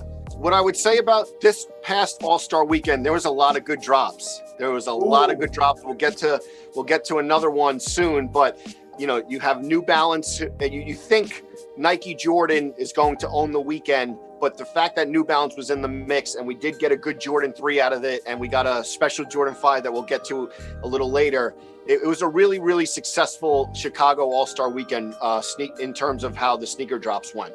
And the Dawn C, that was this year too? 2020, the Cloud Blue Air Force Ones. Yes. Yes. That was 2020. Yo, they had a lot of drops this All-Star weekend. I didn't know that was 2020. I have that shoe. I like that shoe a lot. Yeah, that's hard. That's hard. As an aside, I really like Don C. As an aside, doesn't All-Star Weekend feel like 3 years ago? Honestly, that was like the last time. Oh my God, that was the last pre-COVID. Yes. Yeah. That was the last time we touched the town, B. It's true. It's true. Sneaker number 3. It's not on Fat Joe's list. Sue has it at number 2. Yachty has it at number 1, a different colorway than Sue. This is in my personal top 2 or 3, the Jordan 4 Union. Sue has the Guava Ice colorway, which was more limited. It only released at Union. The black pair, Yachty, you have this number 1. Yachty, I remember you and I discussing it when the photos first leaked. People were shitting on the shoe, and then months went by, and better pictures started coming out. And I think now it's beloved by most people. Sue, you had it number 2, the white pair. What about this shoe that you love? It just made me happy. Yeah. I saw it and I was like, this is happiness in a shoe. Like I pulled up a picture right here, just the way like the colors, how bright they are. Having 2 Jordan 4s, Jordan 5 is my favorite, and I actually didn't put the off-whites on, which I'm sure are coming. I can't really, there's something about black shoes, I just feel like I look dumb. So that's why I don't like the black ones as much. But the other ones, the guava whatevers, I told you, I saw them, I was like, this is happiness. I hassled Chris at Union. I hassled him. I needed him. I don't know if I had him before they came. I think I had him before they came. I had to have him. Now, I can't lie to you guys. Yeah. I messed up in a major way. Okay. Okay. I got them both. All right. And they're one of the flyest sneakers in the world. And I might have fucked up making my list. Hey, listen. I gotta admit, because this was definitely one of the flyest pair of sneakers that came out this year, and I'm embarrassed, actually. Big mistake. Joe, you put the off-white 4 on, but you didn't put the Union 1 on. And listen, maybe it's your Dior Air Jordan 1 moment that the Complex crew had, you know? No.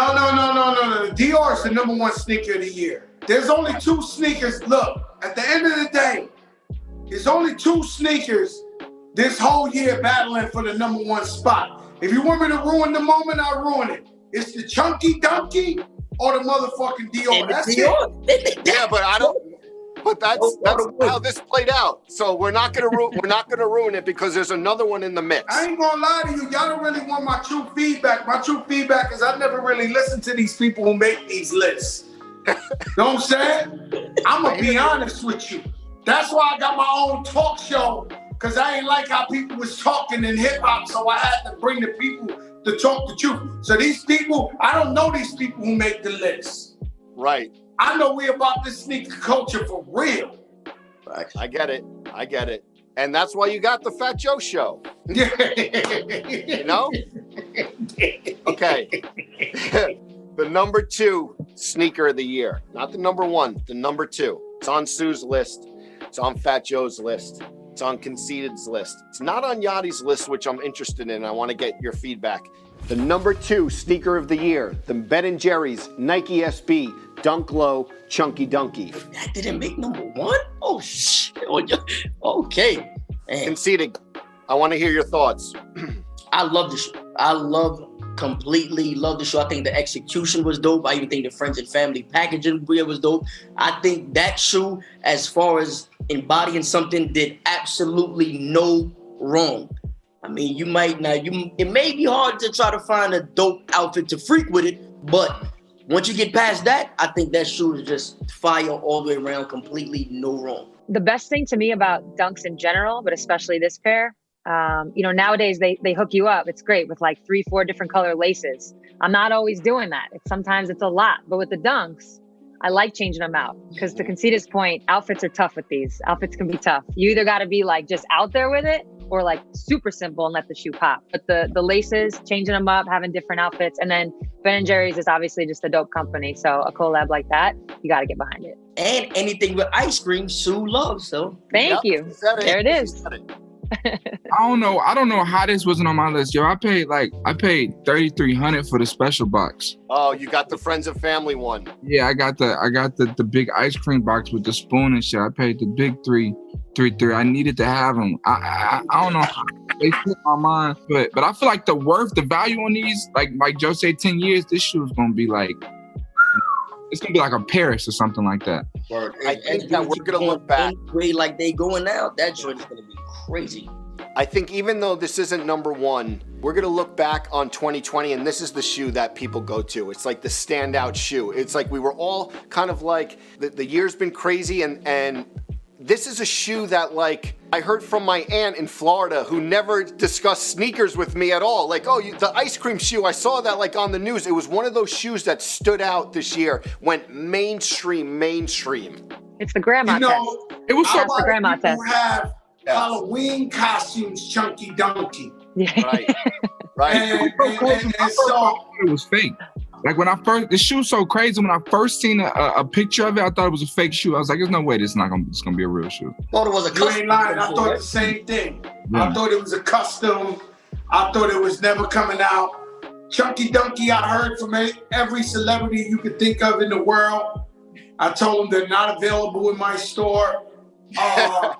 Thank God, because when we got releases like that, you talk about friends and family. You know, it's a real clusterfuck, a real shit show.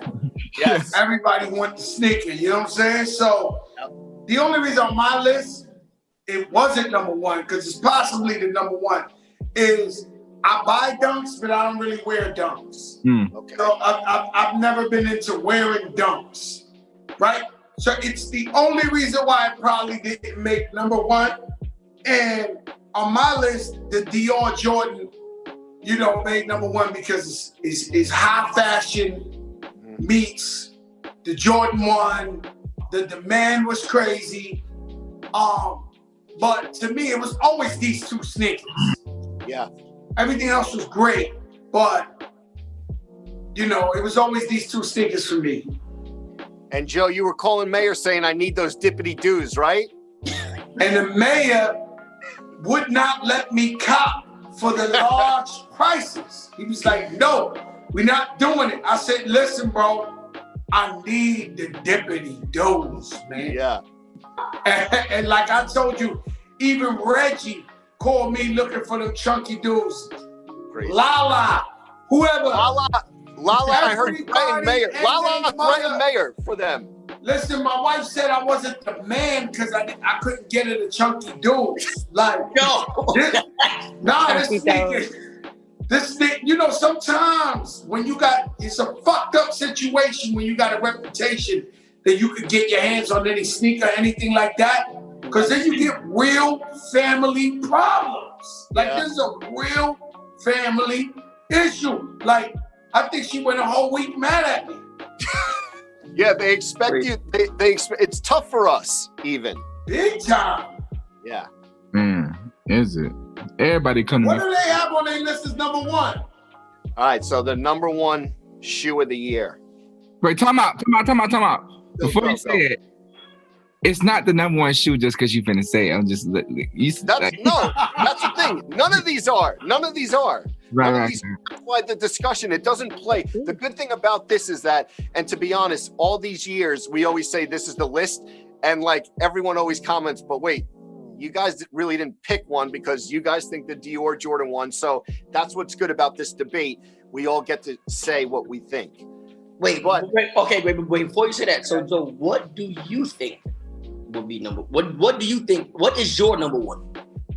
My number one is in between the Ben & Jerry's and this one, actually. Oh, okay. To be fair. Yes, to be fair, I'm riding with the number one on here, and the Ben & Jerry's, I flip-flop. I think the Ben & Jerry's for what it did for like I said, your aunt from Florida was like, oh, you know, I heard you're into this sneaker thing. Did you hear about these ice cream shoes? And it was like one of those moments that like, oh, you kind of get it now a little bit. And that's what the Chunky Dunk did, I think, this year. But the #1 sneaker of the year, the Off-White Air Jordan 5. Released All-Star Weekend, very limited. To me, I'll start. I just think Virgil, you know, he did the 10 years ago and it was like, how do you top this? How do you top this? And to be fair, people are waiting. How could he keep doing it? How could he keep doing it? And then this shows up, the yellowing, the story of the Jordan 5.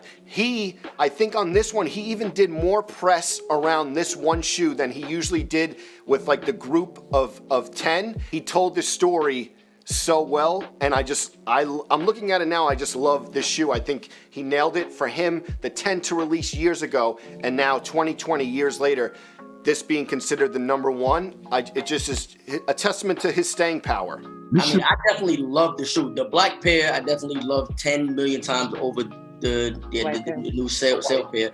Love the black pair to the max. Definitely do think it belongs on the list. To beat the Dior or Chunky Dunky is tough, but I do think it is a strong top 3 contender for sure. So I'm not mad at it being at 1. I think it definitely should have been at 3 behind the Chunky Dunky and Dior. That's where I got it, guys. #3. That's where I got it. Number 3. Joe had it at #3. I had it at #3. I had Chunky Dunky at #2. Why? Because maybe Chunky Dunky was the best sneaker, but I don't wear dunks. Right. Right? So, but we gotta, you know, Ferrari might be nice, Fat Joe can't fit in it. You gotta salute the Ferrari and jump in the Rolls Royce. Right? See? But that's how I had it.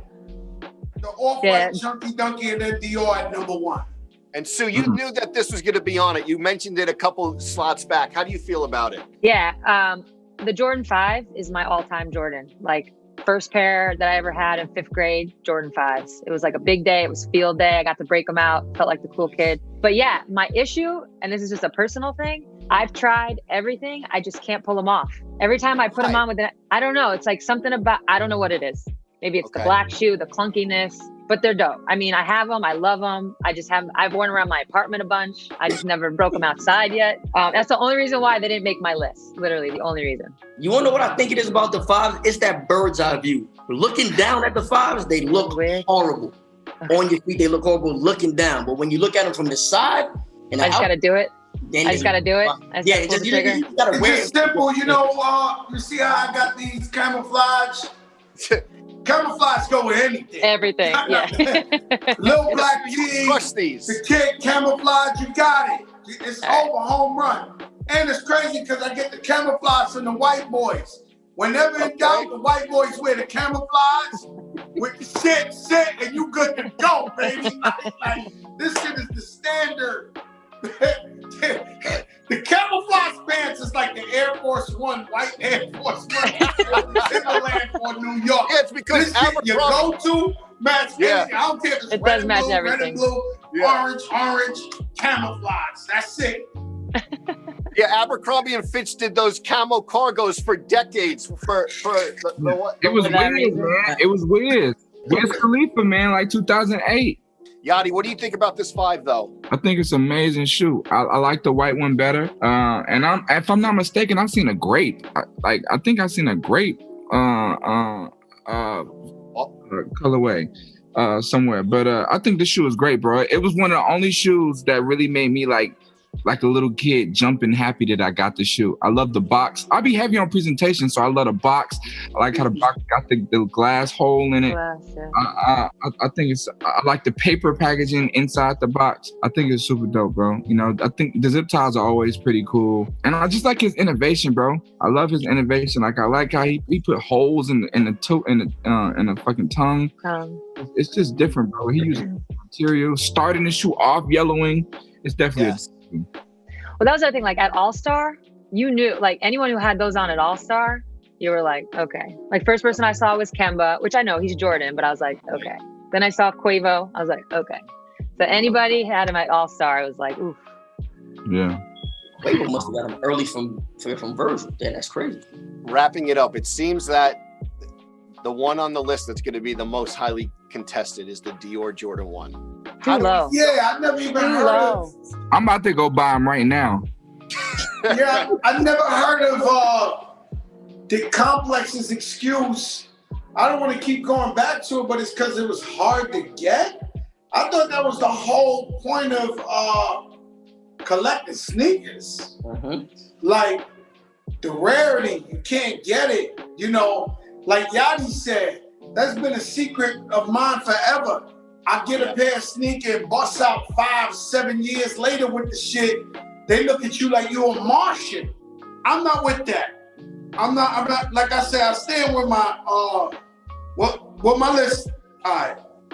Let's be clear. We had, on my list, I had the Yeezy, at 10, at 9, I had the Media Day LeBron, at 8, I had the Packer New Balance 992, at 7, I had the Mocha Jordan 1s, at 6, I had the Travis Scott SB, at 5, I had the Off-White 4, at 4, I had the Strange Love, at 3, I had the Off-White 5s, 2 was the Chunky Donkey. I keep thinking I'm saying it wrong. And number 1 was the Dior. I mean, sneaker collectors, come talk to me later about my list, man. Yeah. You know what I'm saying? Like, we're gonna publish everyone's list too, just so you guys know. Is there one? It came up a little bit before we go during this conversation. Is there one that each of you had that didn't make the list? I think Joe, you said the Union 4. The one I missed, and it was a real clusterfuck, a real shit show, was the Union. I bugged out. I don't never take back talk. Right. So I'm not gonna be like, yo, I think maybe I never take back talk. Once I do it, I do it. But I played myself with the Union. The Union should have been on the list. 1 billion %. The Union was Union could have been and should have been top 5 on my list. Okay. That's how fly the Unions is. I like the white ones and the black ones. Yeah. I have like 5 that didn't make it. I had the PJ Tucker Kobe PEs. Very rarely does a player get a PE and they sell them. So that was legit. I had the Air Force One Supremes because, Fat Joe said it. Everybody from New York has to have one of those. I had the Dunko Safaris. I had the Naomi Osakas, the ones that just came out. The Comme des Garçons. Give those a minute. They'll crack. And then the other ones I'm going to show you guys that I had on there because it's literally one of one and I just had to do it. It's some P's I wore this summer. And it's like Karate Kid, Mr. Miyagi. It's based on his headband. Some of my favorites this summer, so I had to put him on the list. Kyrie 6, Miyagi PE. Crazy. Conceited. What about you? Anything that you think you may have missed, or it was really the Off-White 5s that I really wanted to put on there. That was really the main thing that I had on there that I really didn't get to put on there. Really, that's like one shoe that I really wanted to put and I didn't. That was really it for the most part. Everything else, I'm standing by solid. Let me check up my. I ain't gonna lie, I made my list about 30 seconds before I hopped on here, so my shit was a little loopy. You know what I'm saying?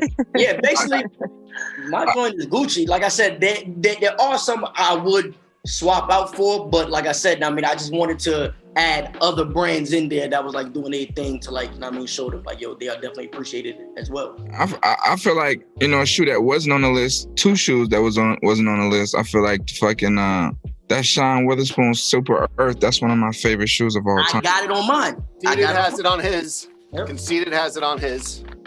Sean keep doing it. He keep doing it over and over again. Honestly, it's an Adidas, so I feel like it didn't get as much hype. But if that was a fucking Nike, I should would have been. Of course. I definitely had to put that out on mine. I also had the Fear of God questions. I don't know. Okay. You don't know what those are? The Fear of Gods, the ones that was like the black and gray or black and white. Yeah, that's right. And it looked like the questions, the Reebok questions. I have these. Oh, you have them?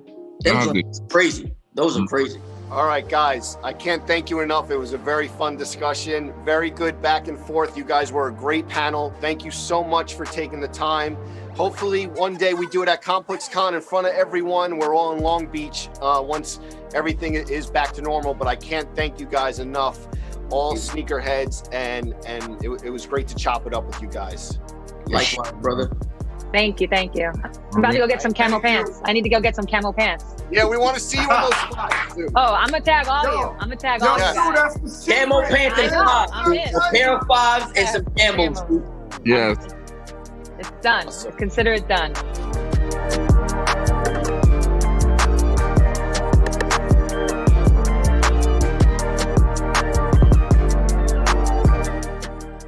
Thanks everyone for tuning in to the ComplexLand Sneaker of the Year panel. I know we just counted down the top 10 sneakers of 2020, but if you want to look back at history, make sure everyone goes out and checks out the Complex Sneaker of the Year book that counts down the best sneakers from 1985 to 2020. Go pick that up.